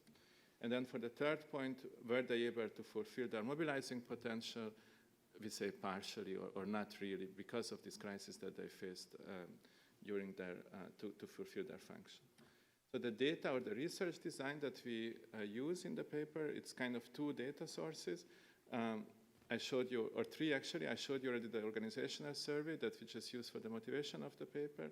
But then we have this individual level survey and an experiment on the mobilizing capacity of civil society organizations. And in the survey, what is maybe a bit new is that we use this question, how often have you been contacted by civil society organizations to support other people? So we use this mobilization or contact both as an independent variable, and then we have this long battery on different forms of participation from which we just focus here on volunteering. And then in the experiment, we have random assignment and ask subsamples of a random sample to what extent would you be willing to volunteer if they would be asked by members of their family or by civil society organizations, local, national civil society organizations, or by the state. And here the kind of counterfactual word would be that everybody in society is being asked by civil society organization to volunteer, and then we are looking at what would be the proximity then in that kind of word for individuals to volunteer and compare that with what we observe in the survey. So the results, this is just a coefficient plot of looking at who was contacted in the crisis, so being contacted as a dependent variable. And we look at crisis-specific factors and classical kind of socio-demographic inequalities. And you see that civil society organizations, and it's split between members and non-members, because normally you would expect that organizations are much better to contact their members than their non-members, so it makes sense to kind of look at them individually. And what you see is that actually they were quite good in contacting people who were exposed to the crisis in terms of having been infected, having care work at home, or having lost their income. Those who lost their income, they were not likely to be contacted. But in terms of socio-demographic existing inequalities, you also observe some effects, like, for example, females were less likely to be contacted than males, highly educated were more likely to be contacted. But income, for example, doesn't play a big role. Where do people live doesn't play a big role. So it's a mixed picture that we see overall in terms of who was contacted by civil society organizations. And in terms of how important was being contacted by organizations for different spheres of engagement, we see that indeed it was the most important for volunteering, like the kind of the slope is the most steep here, but it was also quite important for helping strangers. So even in this kind of more informal realm, civil society organizations play a role. And even in terms of helping family or friends, those who were never contacted were less likely to do that than people who were contacted to some extent. And overall, about 1/3 of the sample reports that they've been contacted by organizations, and those who were kind of very often contacted, they say that their proximity to volunteer is about 50%. And if we now look at the experiment, the survey experiment, what we see is that in a world where everyone would be contacted by civil society organizations, about half of society would volunteer. This comes close, there is a difference, but it comes close effectively to the level of being asked by friends or family. That is also 55%. So there is a statistically significant difference, but if you look at the effect sizes, they are very similar. So what do we kind of conclude from here with regards to our three research questions? We see that in terms of to what extent were civil society organizations able to mobilize different strata of society, classical inequalities are reproduced. There is no moment of broader outreach during the pandemic for organizations. We also see that being contacted matters. It matters for activating volunteers in this formal setting, but it also matters for the more informal forms of participation, for example, helping strangers. And then we also see that they were only partially able to fulfill their ability to channel volunteering, but kind of ideally, in an ideal case, people were very ready to do that, so they were with almost the same kind of potential as being asked by family. And that's where the paper is, and thank you very much for your attention. Thank you so much, Endre. Thank you very much. And Stephen Elstab is the next one, so you can switch chairs. Very well done with regard to timing as well. So.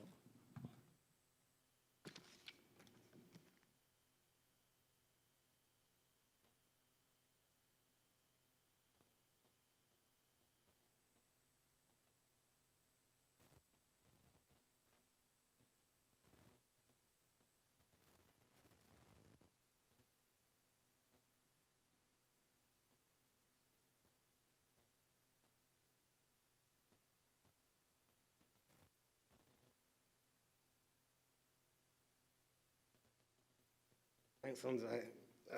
Firstly, I'd just like to say how nice it is to be here. So thanks to everyone involved in the organisation for inviting me and putting on this really important conference, I think. My paper focuses on the UK. And in the UK, the response to the pandemic, the political response to the pandemic was very elite. And very top-down, and this is hence the picture there of Boris Johnson, who was the Prime Minister at the time, with some of his expert advisors either side of him, during his press conferences where they would announce a new policy, new guidance in relation to the pandemic. Very frequently these happened, on some occasions they were happening every single evening. Our project was sort of action research. We organised 2 online synchronous forums on data use in coronavirus, and we're going to present analysis of the deliberative quality of these to see whether the public could deliberate well in these challenging times, and therefore whether there was a justification for actually reaching out and including the public in the response a bit more than was done.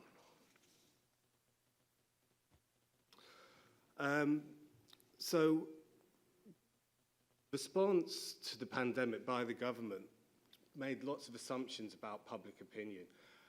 How long would they be willing to stay locked down for? Which sort of restrictions would they abide by? Which ones that they wouldn't? Without actually asking the public what they would be willing to do. During this time, then, there was an increased reliance on scientific and technical expertise, and then a reduction of opportunities for political parties.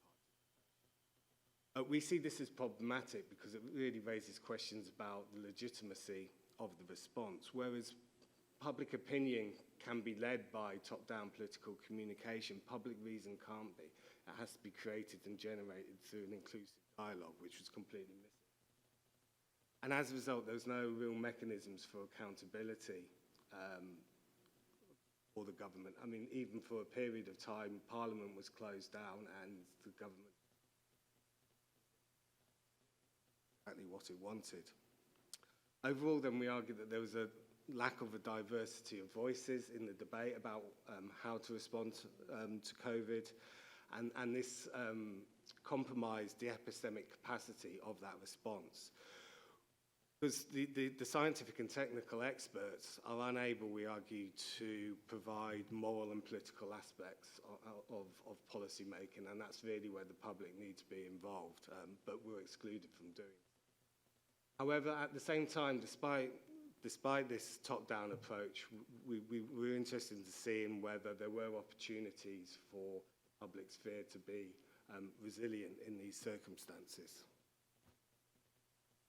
So ultimately, our research question is then, can the public deliberate effectively on COVID-19 during the pandemic? And we acknowledged that there were challenging times for doing this, and it was these challenges then which were really used as the excuse for having such a top-down approach and not having broad public engagement and consultation. Firstly, time. The response required rapid action and decision-making, and this made communication more demanding, and it makes it more difficult to have that open, large conversation with everybody. The issues that were being dealt with were highly complex. Evidence was emerging all the time. The understanding of COVID was changing all the time, and the situation was changing all the time, and therefore the response had to continuously change. There was also then perhaps a greater need for policy coordination at this time than there would be outside of the pandemic, again, making it challenging. And due to the restrictions, people weren't able to meet, so political participation had to go online, so moved to a digital public sphere. We look at the literature then in the paper, we look at the literature on online digital deliberation, and it's decidedly mixed as to whether it helps deliberation or whether it's a barrier to it. But we also found that actually very little evidence is on synchronous audio cases. This is an under the search wanted to fill. And then these were also highly emotional times. People were feeling, understandably, a lot of anxiety, fear, and even fury about what was going on. Again, we looked at the literature on emotion and deliberation, and again, it's decidedly mixed, with some saying that the inclusion of emotion detracts from deliberative quality, and others saying that actually it can help strengthen it and facilitate it. So this is what we're wanting to look into.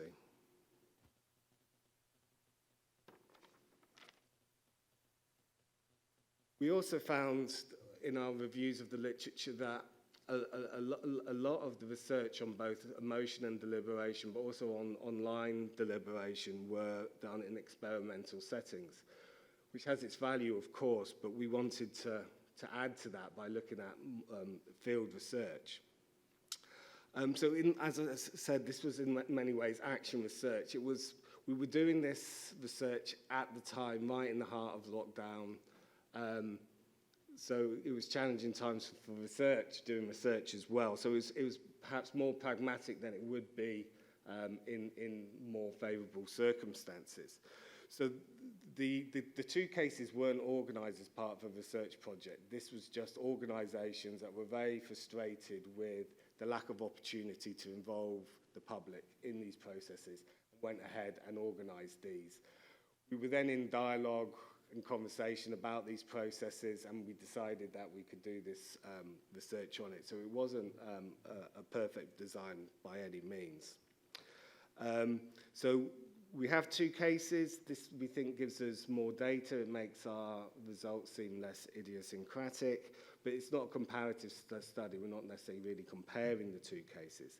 Nevertheless, we wanted them to be most similar design possible, so to decrease the sort of variance in factors that might explain the deliberate.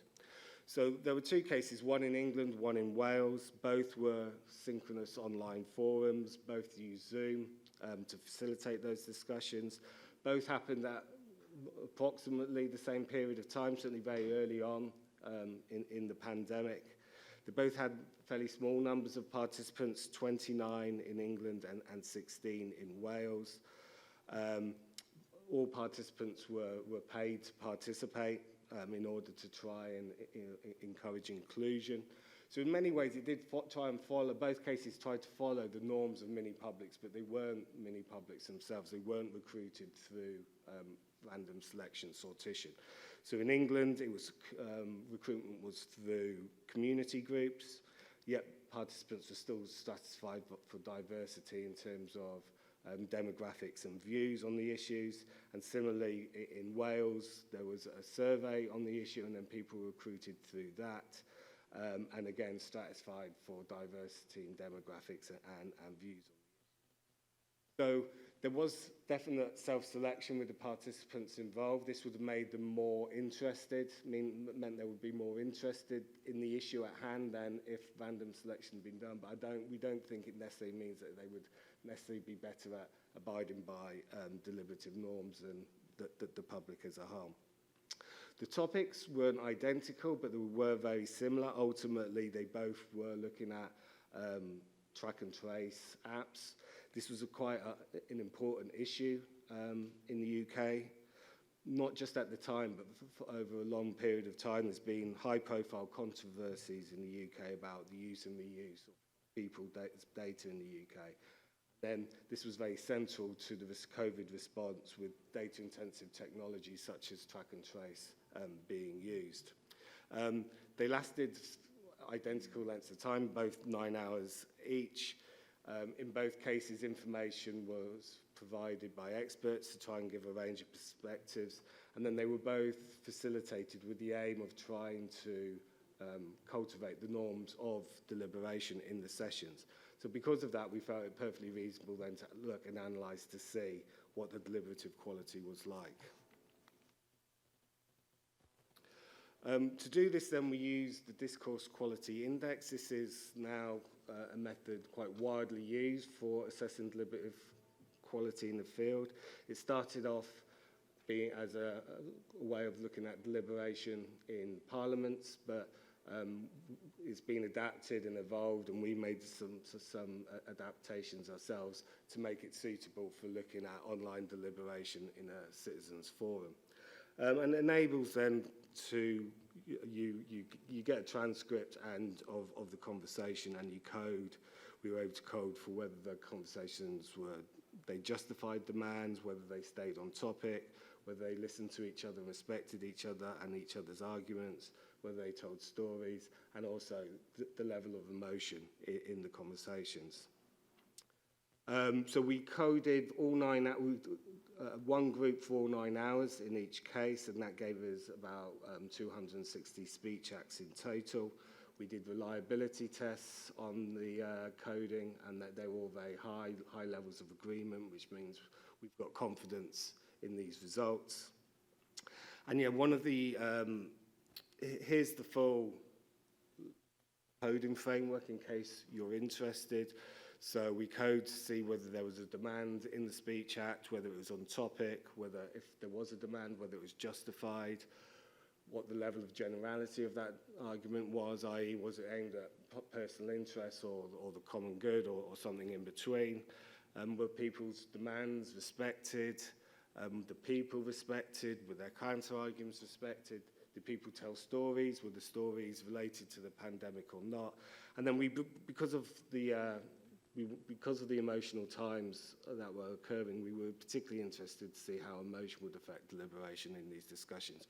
So we also introduced this pandemic emotion code.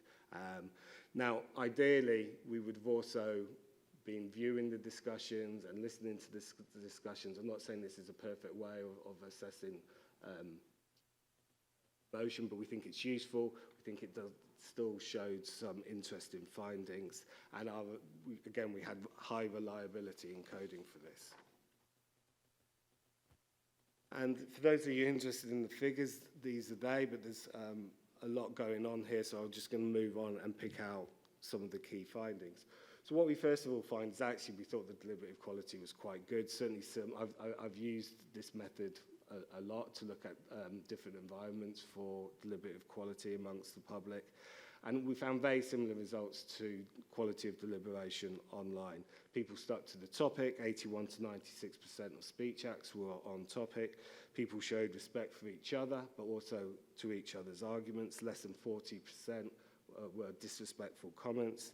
To give an example, I think B makes a good point. One of the problems we have with COVID is that we need to balance the nature of this disease and the nature of our response to it with the need to continue as a society, to continue economically, and so on. There were widespread appeals to the common good, again, something that is often the case with citizen deliberation, but there actually wasn't much storytelling. 78 to 89% of the speech acts didn't contain any stories. If there were stories, they were around the pandemic primarily. One of the key problems, though, where they performed less well in terms of deliberative quality was justifying their demands. But this is something very similar finding that I've found in offline, face-to-face citizen deliberation as well. 15 to 29% of speech acts, for example, went completely unjustified. For example, people will put up with a lot if it's fair and it feels like we're all doing it together. That's why the Cummins thing has had such an impact, and that can't really be mandated, so it can only be part of the solution. Also need manual contact tracing to be part of the picture. So a demand there for manual contact tracing, but not really justified as to why. But there were still some good justifications. We found 12 to 14% qualified justifications. That's where there is a justification and it's clearly, concretely linked to the demand.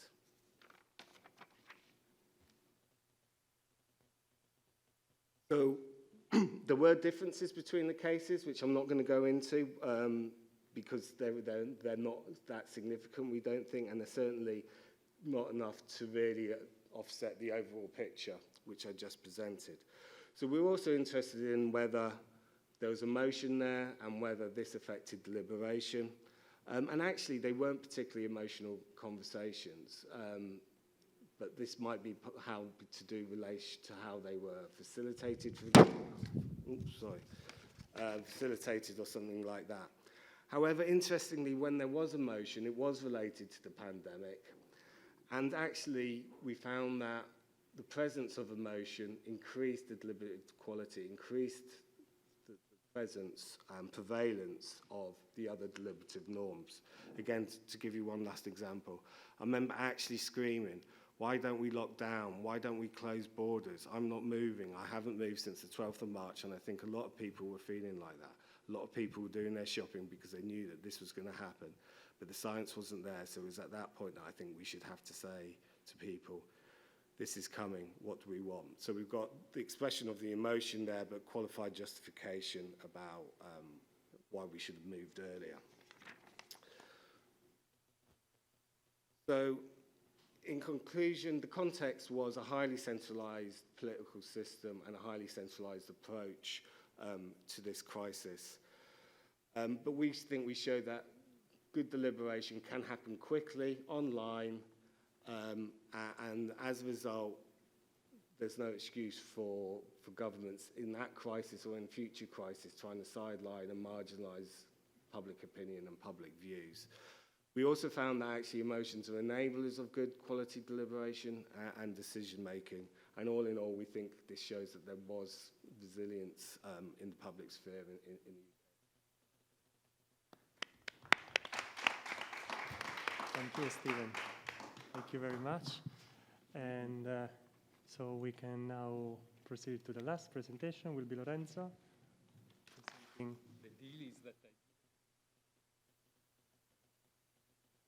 difficult questions. Good deal.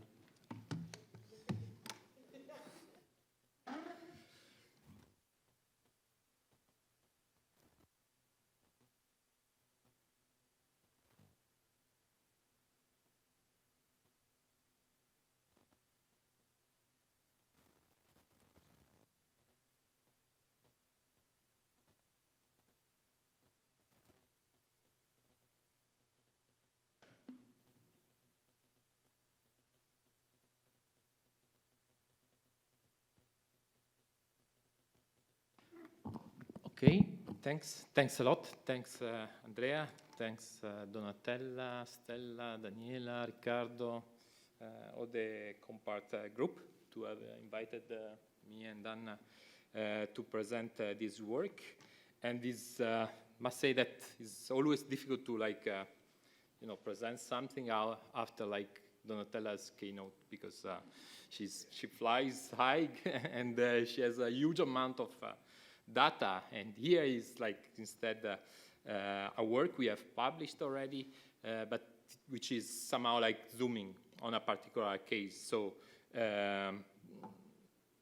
we thought, despite we think that the aim of the paper, and if it's anyhow helpful, is helpful for its the proposal of an analytical approach to study how activists respond to critical events. We thought that given the topic of the conference, probably this time we were more focusing on the empirical results. So having said that, empirical results need to be contextualized to the kind of research and the data we have collected, which goes close to how we wanted also to start the presentation, which tells you like a bit how we have started this project. This project started after we were involved between 2017 and 2019 in an Horizon project, Eureka, that was looking at political participation of young people in different countries.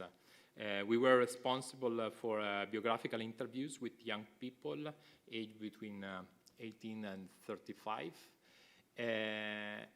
And the objective of that working package was very much moving beyond participation versus non-participation dichotomy, that is where youth studies mostly like look at, but rather focus on the trajectories of participation across different political organization domains.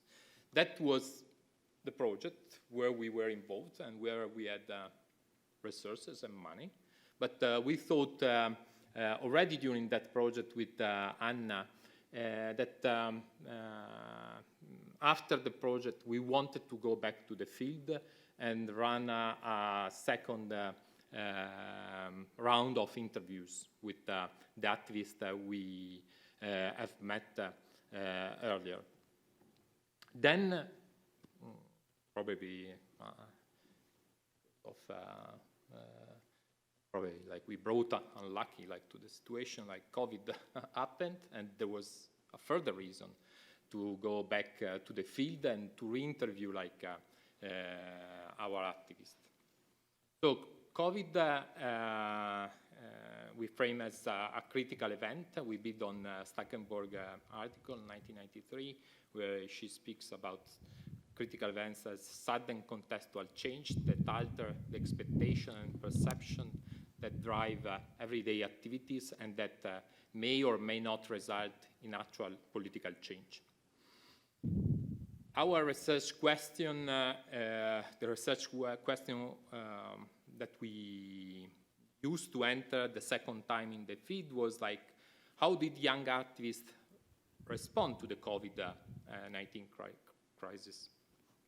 So, if the first fieldwork was done in 2018, the second round of interviews were done like in June and July 2020. So, in order to contextualize this paper and this presentation, the response are on the first wave, exactly like after the first Italian lockdown.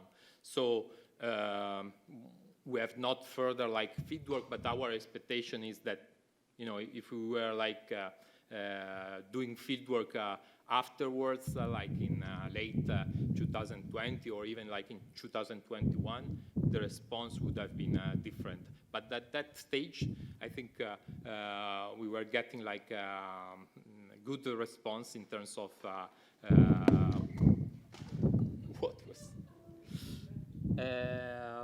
so we were able to like interview 16 out of the 40 like respondents that we have met the first time, and if you want, we can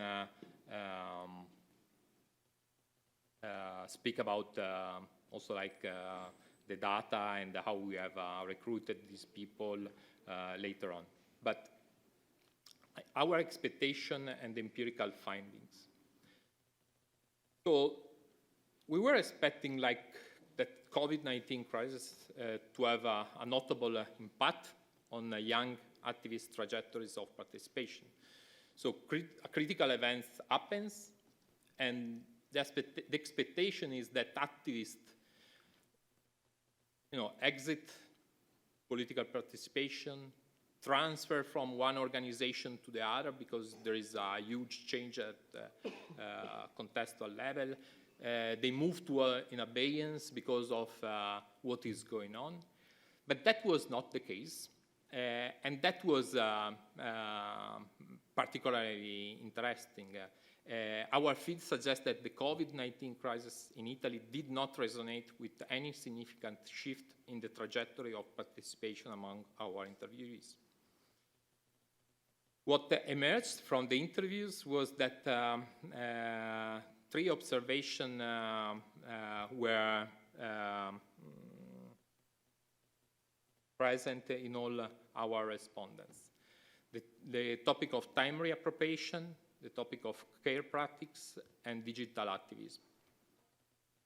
However, these observations that were made by our respondents were somehow different in relation to the trajectory that our activists have been taken during these 2 years that we were interviewing between 2018 and 2020. So there is no single response to the COVID-19 crisis. Variation is at stake. And we want to focus particularly in this presentation on the 3 major empirical observations that I think are very close to also things that were said by Donatella. Then obviously Donatella and the project Com.Part is also looking at meso level and as a longer time frame in looking at what was going on in terms of response. So there is also a difference, but the presence of time, the presence of care practice, and the presence of digital activism and digital space, to go back to the space dimension that Donatella was referring, were central. So the perception and organization of time rituals was back in young activist reflection. This was not present in our first round of interviews when we have interviewed them in 2018. Time was not something that we're referring to about their political participation. The pandemic crisis provided the opportunity, so our interviewees say, to interrupt or at least slow down their frenetic pace of life in the pre-COVID context. And I don't think that this is anyhow in opposition to the point of Donatella that they wanted to provide a response, but in the initial weeks of the lockdown and the COVID crisis, their interpretation is that they needed to slow down, what was going on around them, and there was need to reflect. And this meant also not only about their future political participation, but also decision about their lives and about who they are as young people. And this is a quote from an activist. Activism is an addition. So this is I cut it, but this same respondent before was referring as activism as a drug. So because you assume the times, speed, tension, and anxieties that are part of this. So putting a stop to them obligatorily, because you can't do it alone, putting a stop to work too, has created a positive void. More than a void, a positive plane where you begin to see forms of things that you did not see before because there were months, years, mist, fog. The lockdown gave me time and made me ask for things accordingly, connected to the macro question, but what do I want? And what do I want for myself, but what do I want also in terms of political participation for me and my group? Care practices were present. Donatella was already referring to this. So young activists focused most on attempting to help people in need, but also finding a way to stay together during a critical period through a widespread proliferation of care practices. Care practices didn't emerge as new in response to the COVID crisis, but were practices already operated by collective actors in the Italian context. These were understood by our interviewees as an opportunity to restructure radically how society works by moving beyond the extreme individualism of neoliberal capitalism and toward a post-pandemic society. So, a quote from another respondent. During the lockdown, the only thing that was working was mutualism, care practice. It established a relationship of proximity that will pay off in the future. Play off in the future, you have to take in consideration that this is like summer 2020. So they were thinking about, something possibly also in particular this respondent was already thinking, well, we have built something out there and something will happen in the fall. And something was meant to be some huge social movement protest in the streets, despite the fact that a second wave of COVID arrived. This is not charitable way to act, but it is intended to build community. We have met with families in need and explained that this is not charity, but a system of mutualism in the pandemic crisis. We must help each other. This is not a type of mutualism detached from the type of society we want. The third empirical observation that were coming out of the interviews we have conducted was digital activism. So young activists from our fieldwork have emphasized a quantitative growth of digital activism during the lockdown period and its immediate aftermath. Also, in looking at the first round of interviews with the second, digital activism for most of our respondents was not the tool through which they were practicing political activism. Became during the lockdown period, but digital activism have enhanced the ability to spread the visibility and claims, granting access to previously excluded audience and casual observers, but also to link with other groups, as again, the previous presentation was referring.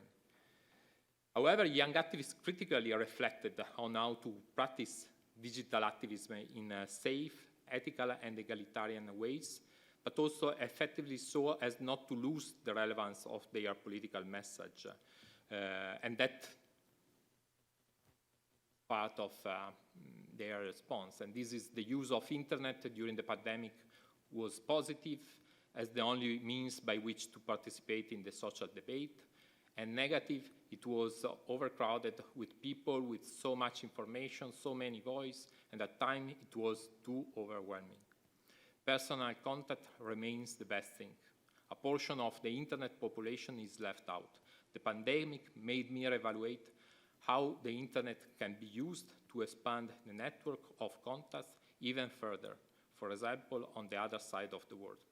But the offline social network remains the most important. So you see here, is an opportunity, but is also throwing criticism toward the digital sphere from these activists. So these are the main empirical evidence. And now I see that I have 5 minutes only, but I will be very quick on this. What we suggest is that we have observed variation across trajectories of participation. So time reappropriation, care practice, and digital activism worked in different ways across our respondents. The effect of the COVID-19 crisis on young activists was not homogeneous. This is a different sense-making process that individuals are making out of critical events, and this is affected by the usual suspects, research, social networks, and the effect of collective efficacy. Our interviewees have engaged with regard to the COVID crisis according to their 4 trajectories of participation. We had persistent activists, so activists that between the 2 rounds of interviews have stayed within the same organization. Transferred activists before the crisis, so young activists who moved from one organization to the other, but not because of the crisis, but before the crisis. Activists in abeyance before the crisis, young activists that before the crisis, moved, decided not to be anymore involved in their political organization, and just one activist in abeyance because of the crisis. So the crisis, as I was saying, impacted very little for our sample of respondents on their trajectory. This is the table that is part of the article. I think the article has been shared. I say very few things here. Persistent activist is the larger, the greatest number of respondents of our sample.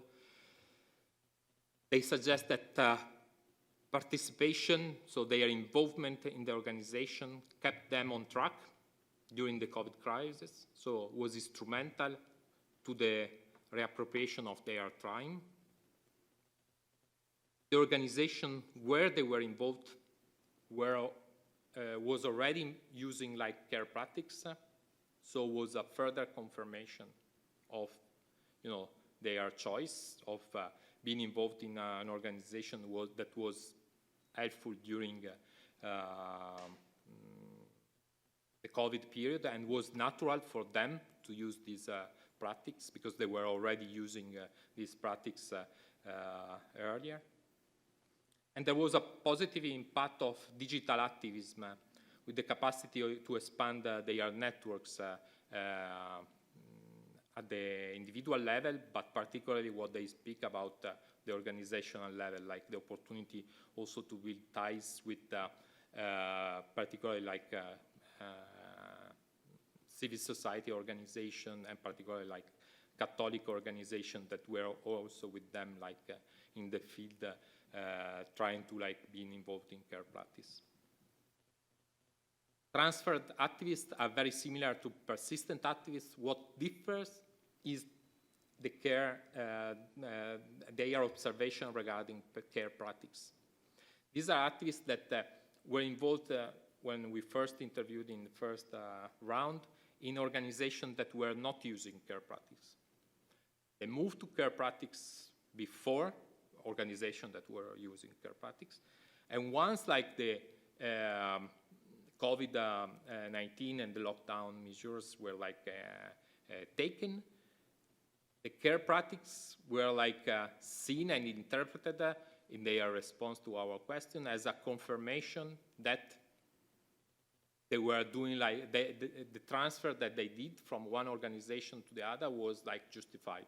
And that was something somehow different from the previous respondents, that for them was always present and was natural to move to care practice.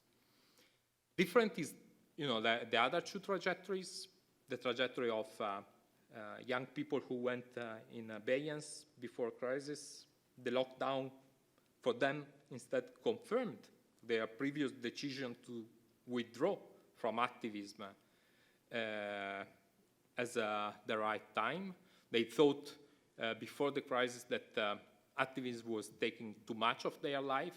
They were still interested in political activities, and they were still interested to go back to political activities. But even before the crisis, they thought it's too much for us. We need to have a break. And when this further break, this further critical event happened, for them was okay, that was done correctly. Digital activism was allowing them to stay informed because they were not anymore in an organization as the others. And care practices are referred to as a form of activism, as a practice that can bring them back, in the future to political activism. Abeyance, as I was saying, just one respondent.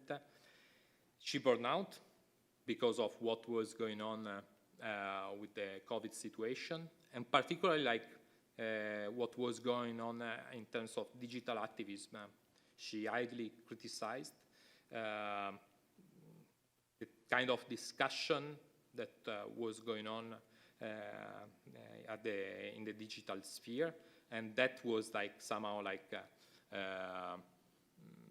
influential in moving her out from political activism.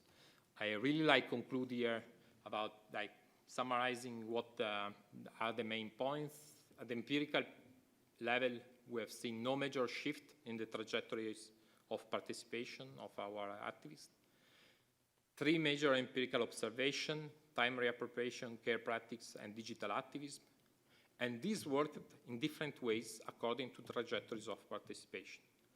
At the analytical level, beyond the COVID crisis, and like again, Donatella in her presentation was already referring to like big crisis, like what is going on in Palestine, Israel, and might be like applied well like to like activists nowadays, how they are responding to that crisis. We suggest that we have reconstructed trajectories of participation to challenge the idea that there is only one way in which activists respond to critical events, and suggest that the same critical event affects different activists in different ways according to their different trajectories of participation. And I stop here. Okay, thank you very much, Lorenzo, Anna. Yeah, we are very much on time, I should say, so we have plenty of time for discussion in case we want to use it all. And so I open the floor to questions. Hopefully there are some. Just raise your hand in case. Okay, 1 and 2. So do you have, Stella, do you have the microphone? Yes. Yes. Thank you all for your excellent presentations and for sharing your insights with us and for being here. Extra bonus. I have a question actually for Lorenzo, Anna, and Endre, because I'm not a specialist on deliberation, I'm sorry.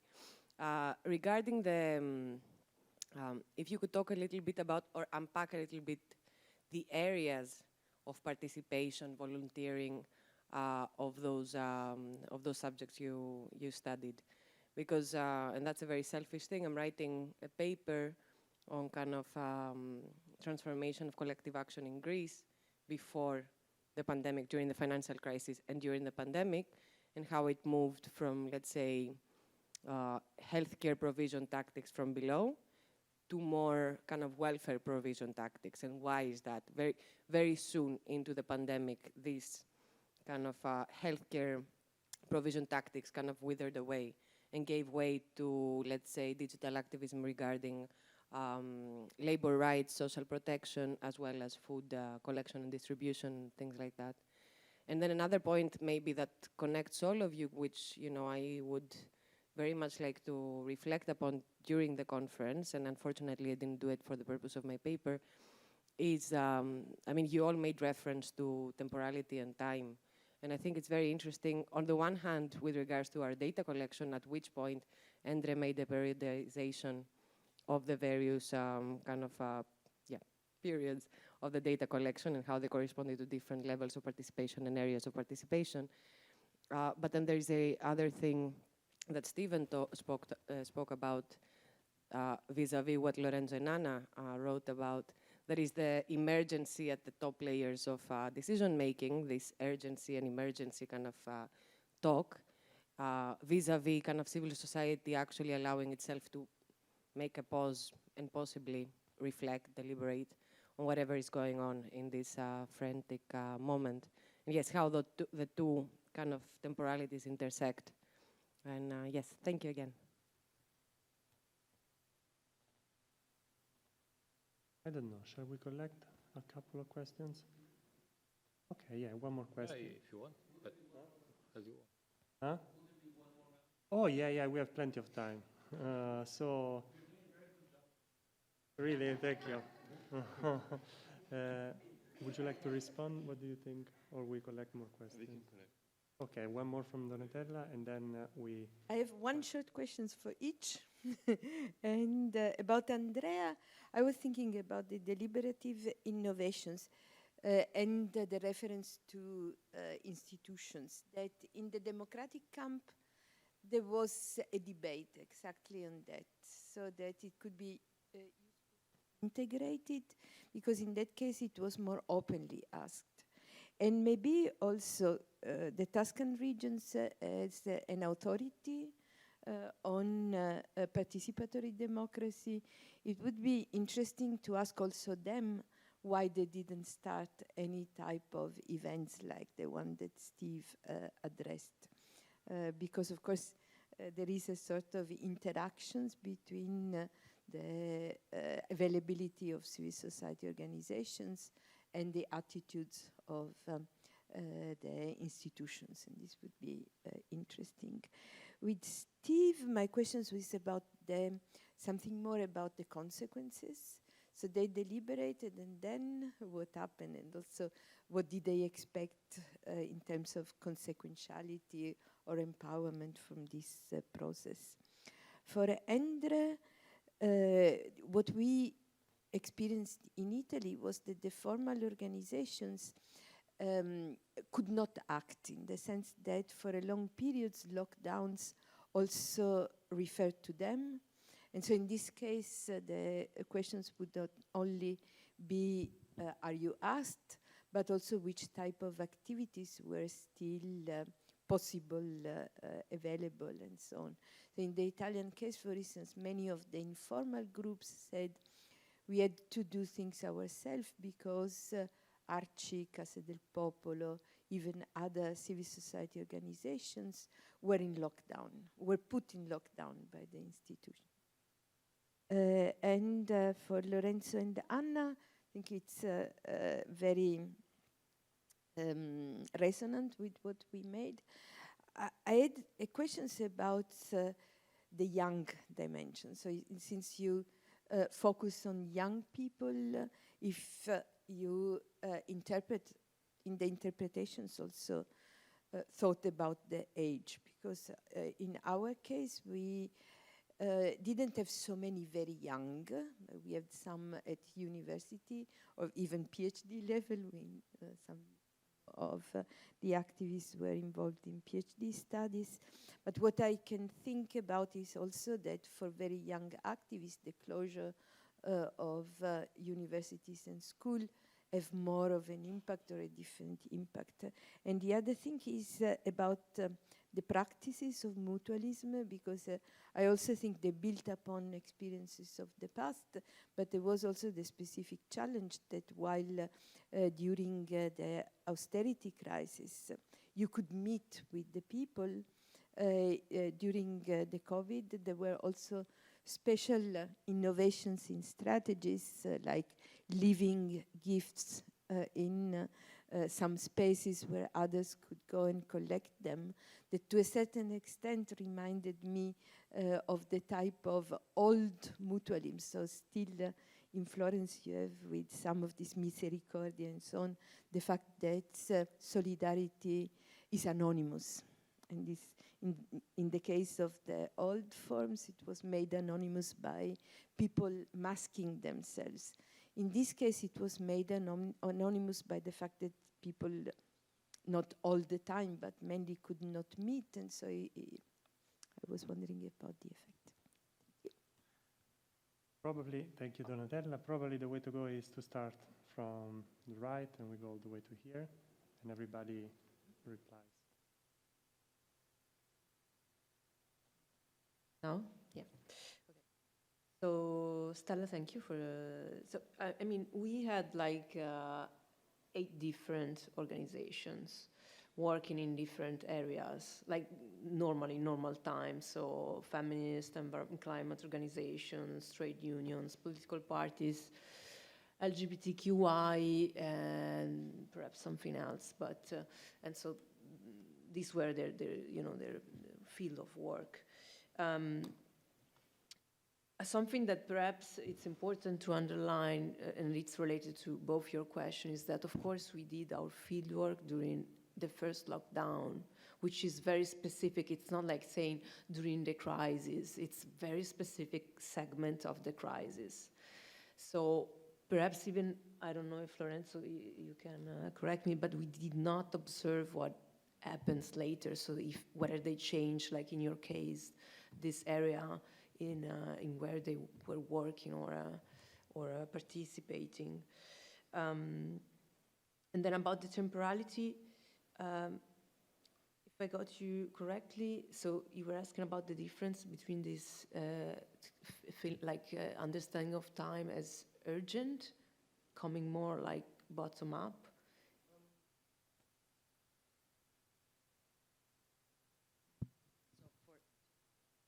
For young activists, if I understood correctly, that the pandemic provided them with an opportunity to kind of reappropriate time, as you say, and take a step back and consider kind of the crisis in its holicity or whatever this might imply for their future, vis-a-vis however policymakers were called upon to respond to the emergency, the health emergency, in much more kind of rapid a way.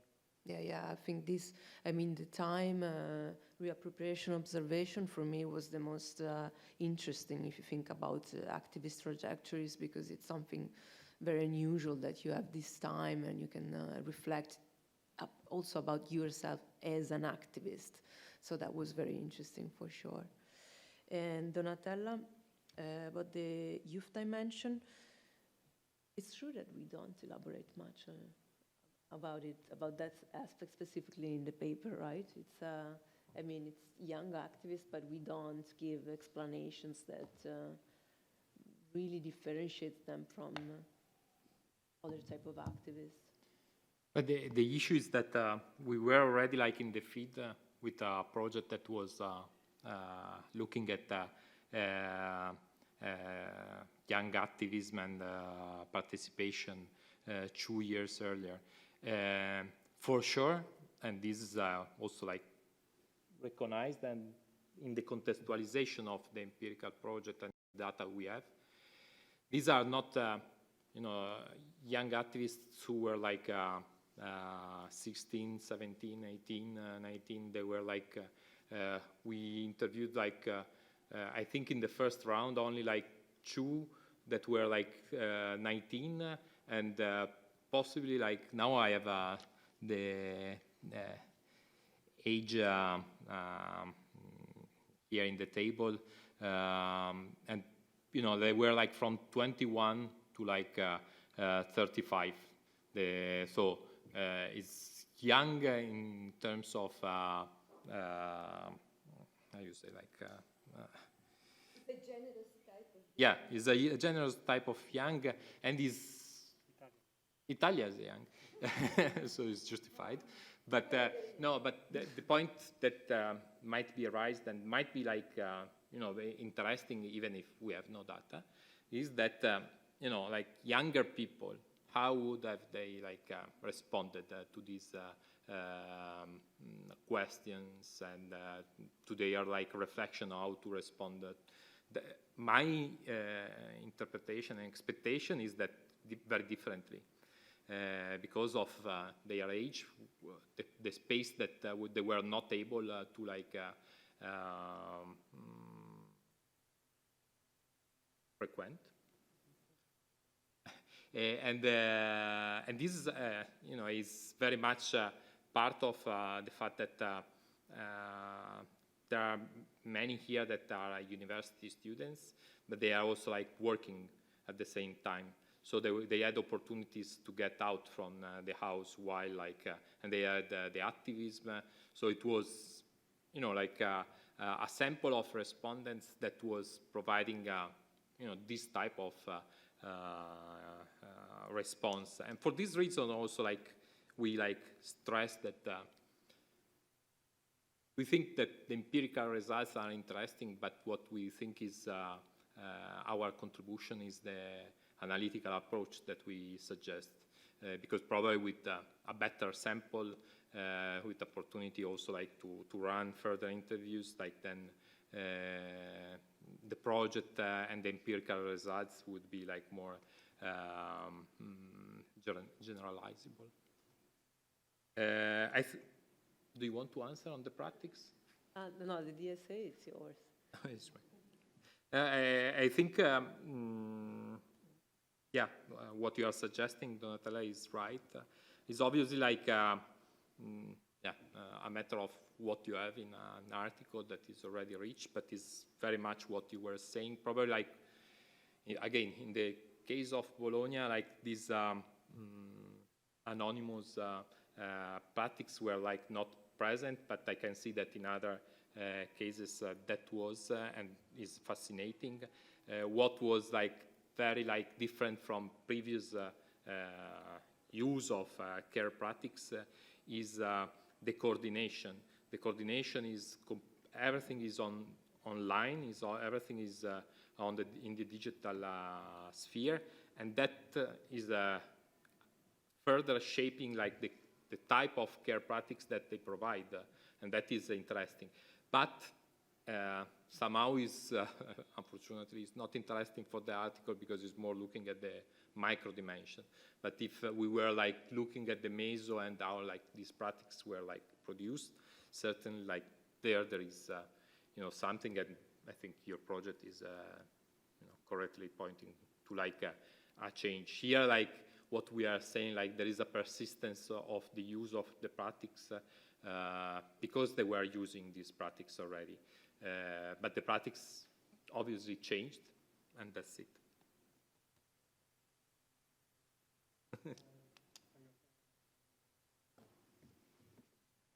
Thank you. Yeah. So, what were the consequences of the two forms? Is a really good question.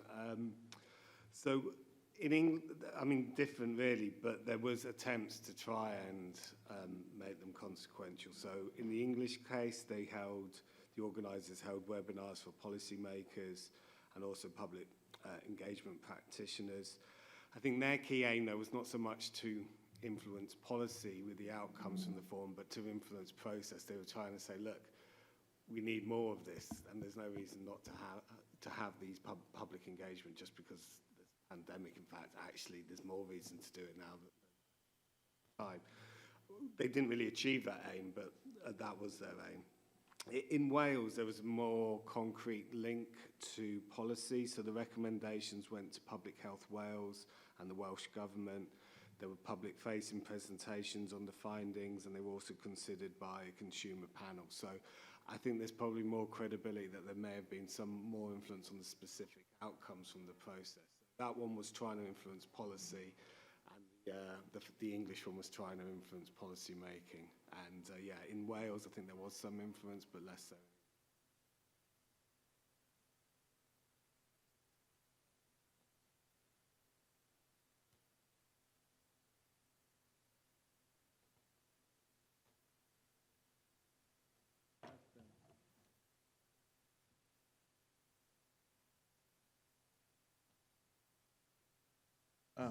Okay, yeah. So I have to emphasize that here the question is really about social support. So we asked them, how often did you support people? And then there was this battery of different forms of support. And afterwards there was a follow-up question. If you answered any of them positively, which groups of people did you support?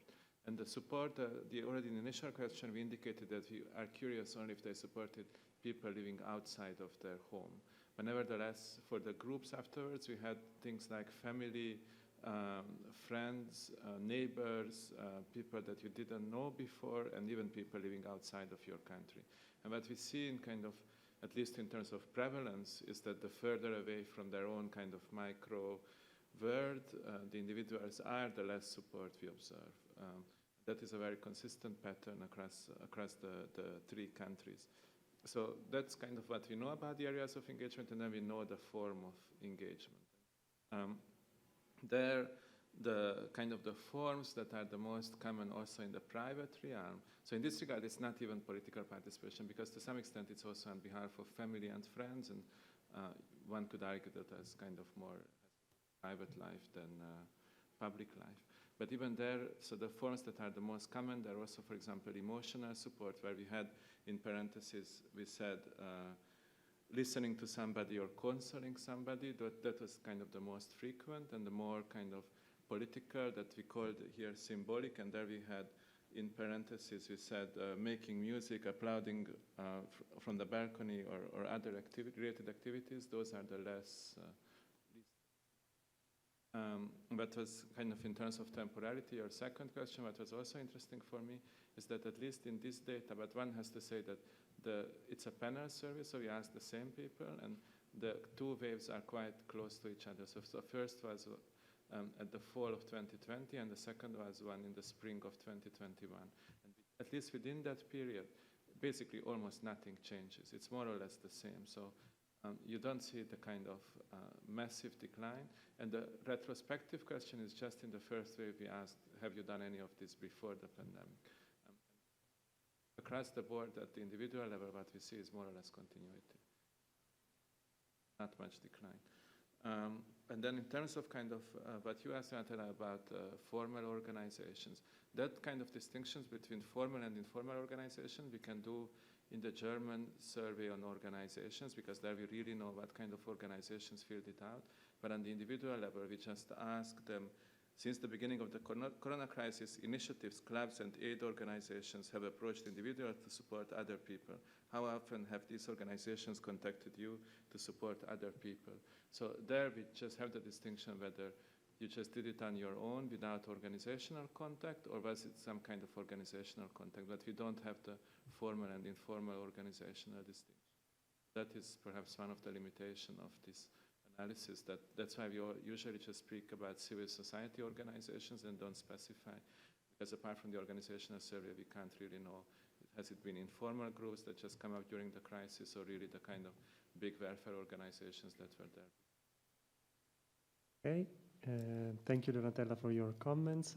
You're right, regarding politicians, I actually had a paragraph that I removed from the paper, because I myself interviewed the regional assessor to social and housing policies, international cooperation, and she said something interesting. I'm going to tell you about it in a second, but she's the only politician in our sample, so I didn't feel like it was strong enough to keep it there. But what she said is very interesting. She talked about the regional law regulating co-creation activities, the first one of its kind in Italy.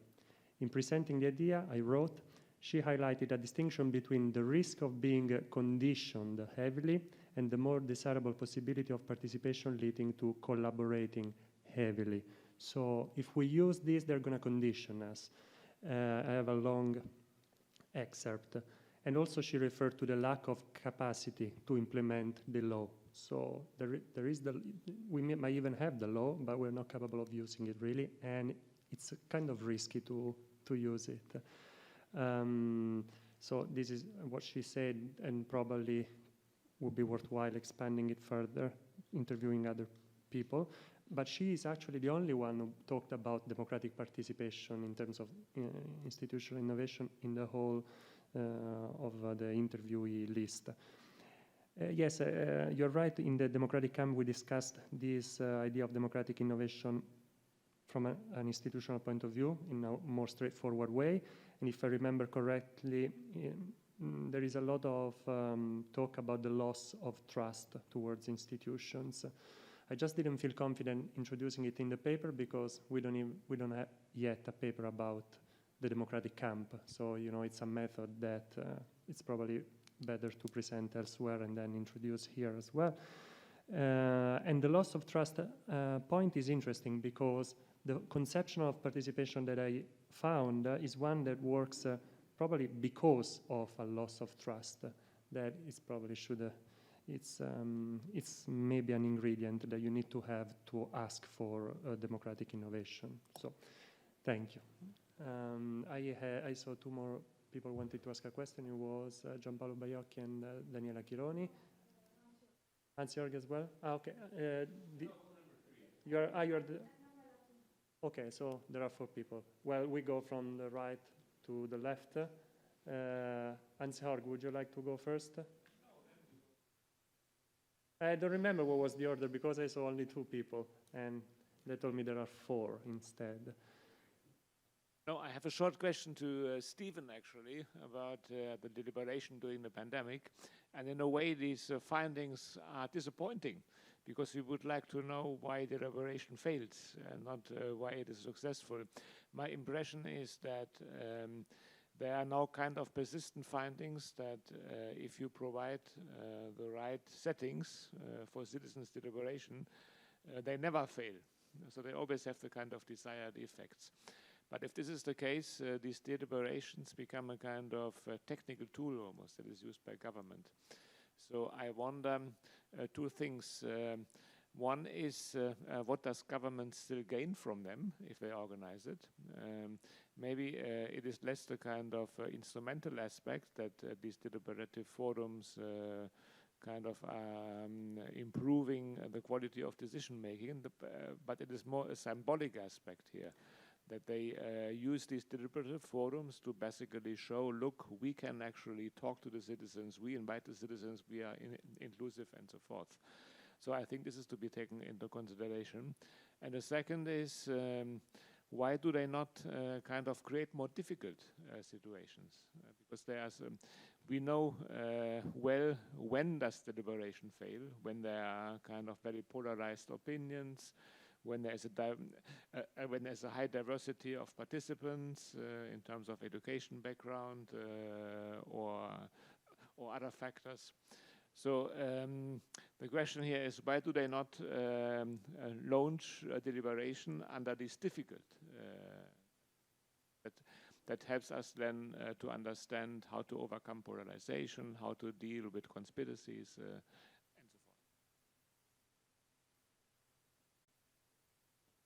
so forth. Okay, so okay, then it's your turn, Manuela, if you would like to ask from extreme right to extreme left. Let me start by saying that one time I'm very happy to be on the extreme left, since usually... It's a pain.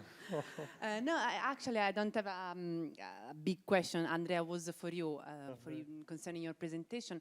While, no, first of all, I would like to I was very impressed by the richness of data that you have collected, so doing focus groups and qualitative interviews and so many interviews. So when you present it and you say this is just the Tuscan case, I think, which is not fair, I mean, for your data, because you really collected an impressive amount of data. Now, and while listening to you, I was, and while listening to you, particularly when you were mentioning the low amount of institutional connections and the large amount of horizontal networking across civil society organizations, this reminded me the study of Maglio Cinalli 2004 and Cinalli and Flustiger 2008, in which they analytically also reflected on these differences. They focused on networks and political participation. So political participation operationalized also in terms of networks and networking. And they analytically reflected upon the differentiation between, in two different issue fields, unemployment and asylum, the differentiation between horizontal networking and vertical networking, and in terms of also political consequences that this could have. So I don't know if you, this could be interesting, so to appreciate the difference that you also found, to try to also infer something more also analytical from this.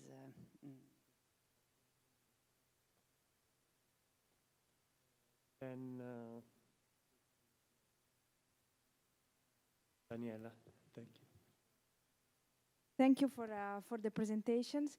In reality, you anticipated my comment, because when you answered to Donatella, I think that the paper of Stephen and your paper are complementary somehow, because he speaks of a centralized approach that does not really encourage this type of deliberative processes.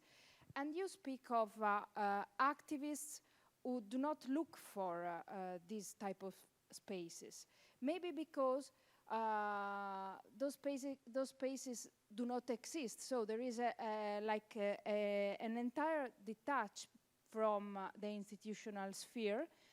But if these spaces are provided in a way that is not instrumental, as Hans-Jörg was saying, and I will add in a way that we did, like with the democratic camp, if you remember, they were, the activists were all very happy and they talk of hope. So this space that we provided, and again, the concept of space come back, generated hope in the opportunity to actually influence the political process, to participate in a more horizontal way.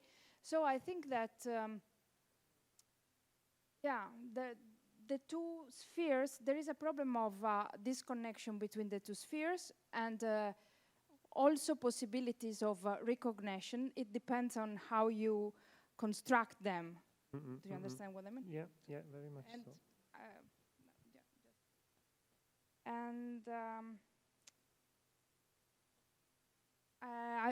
For Endre, I was also thinking whether you can elaborate a bit on the differences between the countries. Because you talk a lot of similarities, but we do not know the differences. Okay, one more question. And first of all, I just wanted to compliment the presenters on this very, very rich quantity of research. I was taking notes, and then I stopped because it's really just when Stephen said there's this chart, and I'm just going to move past it, it's like, my goodness, there's a lot of really rich, important, careful research here, and I wanted to congratulate you all for it. It's very, very impressive to me. You know, I'm involved in participation, deliberation kinds of discussions all the time, and I think part of what the world needs is actually this rich, empirical, textured kind of information. But I wanted to ask you a provocative question. And maybe you disagree with the terms of the question, and maybe this is informed about me thinking about Brazil or the barbaric country of the United States of America. But I wanted to ask you about the question of what we sometimes call the bad publics. So it's not the, so I think the question of mistrust of institutions doesn't make a bad public.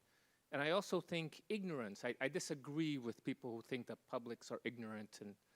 But I think there is the feature in the United States or in Brazil, for example, you saw publics mobilized around the pandemic with the anti-democratic camp. So you have democratic camps and you have mutual aids, but you also have a kind of like explicitly anti-democratic camps. You know, we don't believe in the government, so we should organize how to move to Florida, a state that will have no masks, as people did. Or we're going to organize, unbelievably, you know, I don't have the strong evidence yet to confirm this, but people have shown how some of these bad publics mobilized and are the same people who were trying to ban textbooks in some of these states, or trying to curtail immigration and all these kinds of things. So empirically, where were some of those people, or where were those publics? Do they show up as characters in the story in any way? Fantastic.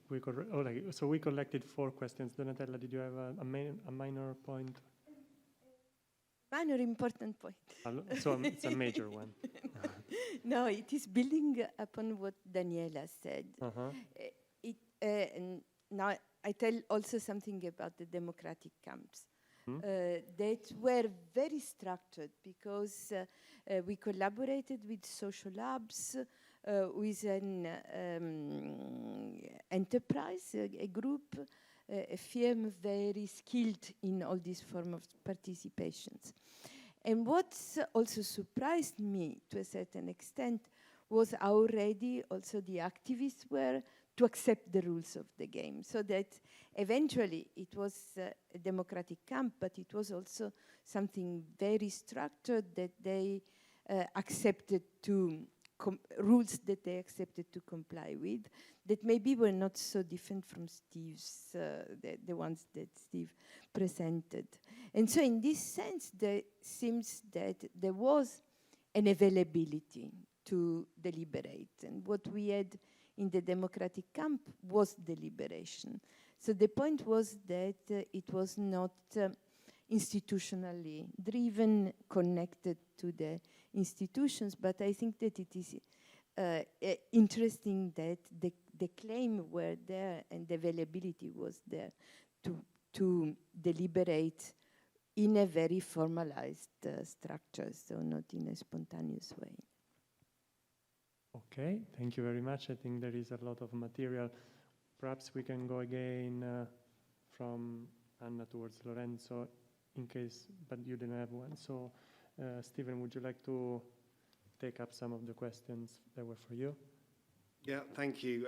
Thanks for all your questions. So I'll deal with them in the order they came. And thanks, Hans-Jörg, for your question, which also gives me an opportunity to point out that the paper I presented today is already published in Javnost, if you're interested in reading it, and it's in a special issue that Hans-Jörg edited on resilience in the pandemic. So first of all, thanks for that, and thanks for your question.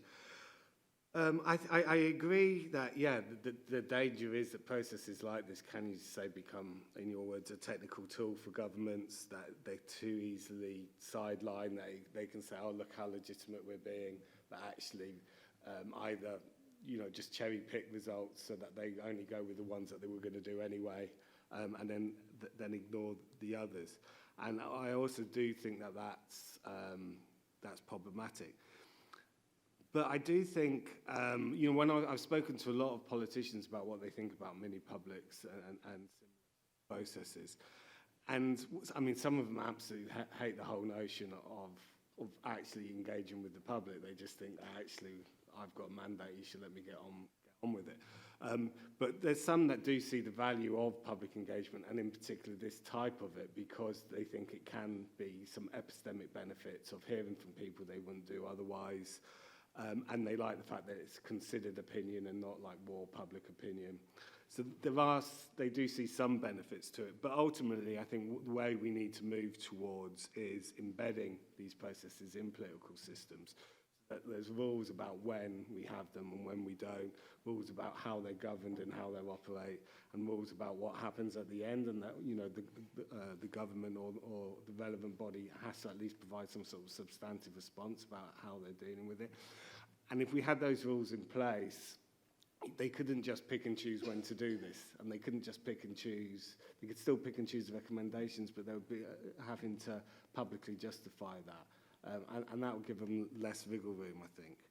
In terms of, yeah, I mean, great idea. We do need more research on deliberation in difficult conditions. I mean, to be fair, we thought we were contributing to that. We thought that these were difficult conditions, but at the same time, I can imagine more difficult ones. But there is research, a lot of research done on these sort of processes in divided societies, deeply divided societies. So I think that that is emerging. On the question about you know, activists and their views on democratic innovation, I do think that's changing. So we are seeing, for example, you know, and this relates to your question as well, that what do they get out of it? I mean, sometimes they are stuck, and there are some questions that they want some help in answering, and climate change has been one, and as a result, we've seen a large number of climate assemblies right across Europe, and part of the reason for that is Extinction Rebellion. Part of their campaign is demands for climate assemblies. So activists are getting into democratic innovation as well. And then bad publics. I mean, in my specific cases, people were sampled for diversity of view. So there were people who were against vaccinations, against contact tracing, against math. They were included, and they were part of that debate. In terms of the broader point about bad publics, I mean, this is why I'm a believer in deliberation. I don't think deliberation just happens in a forum. I've just happened to be looking at deliberation in a forum paper. But I see it as a systemic thing that needs to happen across civil society as a whole. And they need to justify why they think, you know, democracy is bad, and et cetera, and see if those arguments can be persuasive up against the arguments that we would make, why it's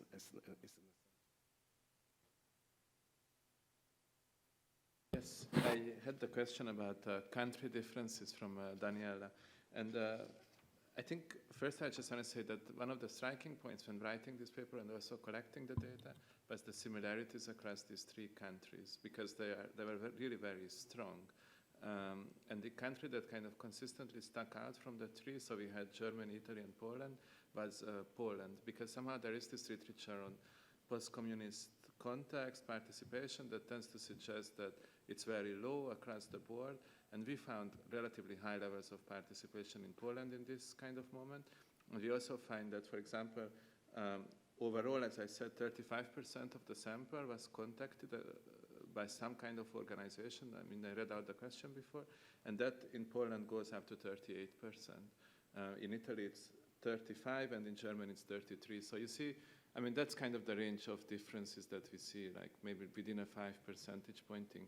And in terms of, for example, who then gets contacted, we see that, for example, in Germany, where the maybe membership in civil society organizations is in general a bit higher than in the other two countries, there is members dominate in who gets contacted. So about half of the people who then get contacted are members from before, whereas in Italy and in Poland, this is like 40%. And we also see the strongest differences in Germany because between members and non-members, because of this long-standing tradition of membership in civil society organizations. But in terms of other differences between countries, so everything I showed, all the regressions and all the experiment and so on, are average effects. And in some countries, not everything is significant, but goes in the same direction and things like this. And all of that is in the paper, and it's so, I mean, it's a bit difficult to now summarize, but I just wanted to say this. Yeah. Okay, so thanks everybody for your very good questions and comments, very helpful.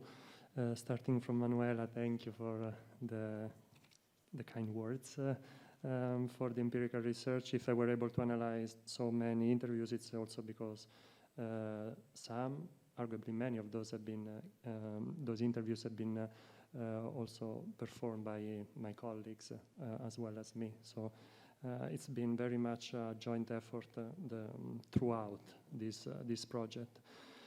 Your point about Cinalli's analysis of networks, and that is already some 20 years old nearly, it's a very good one. I hadn't thought about it, but now on top of my mind, if I reflect about it, it's true, the horizontal links are strong, the vertical ones are very loose.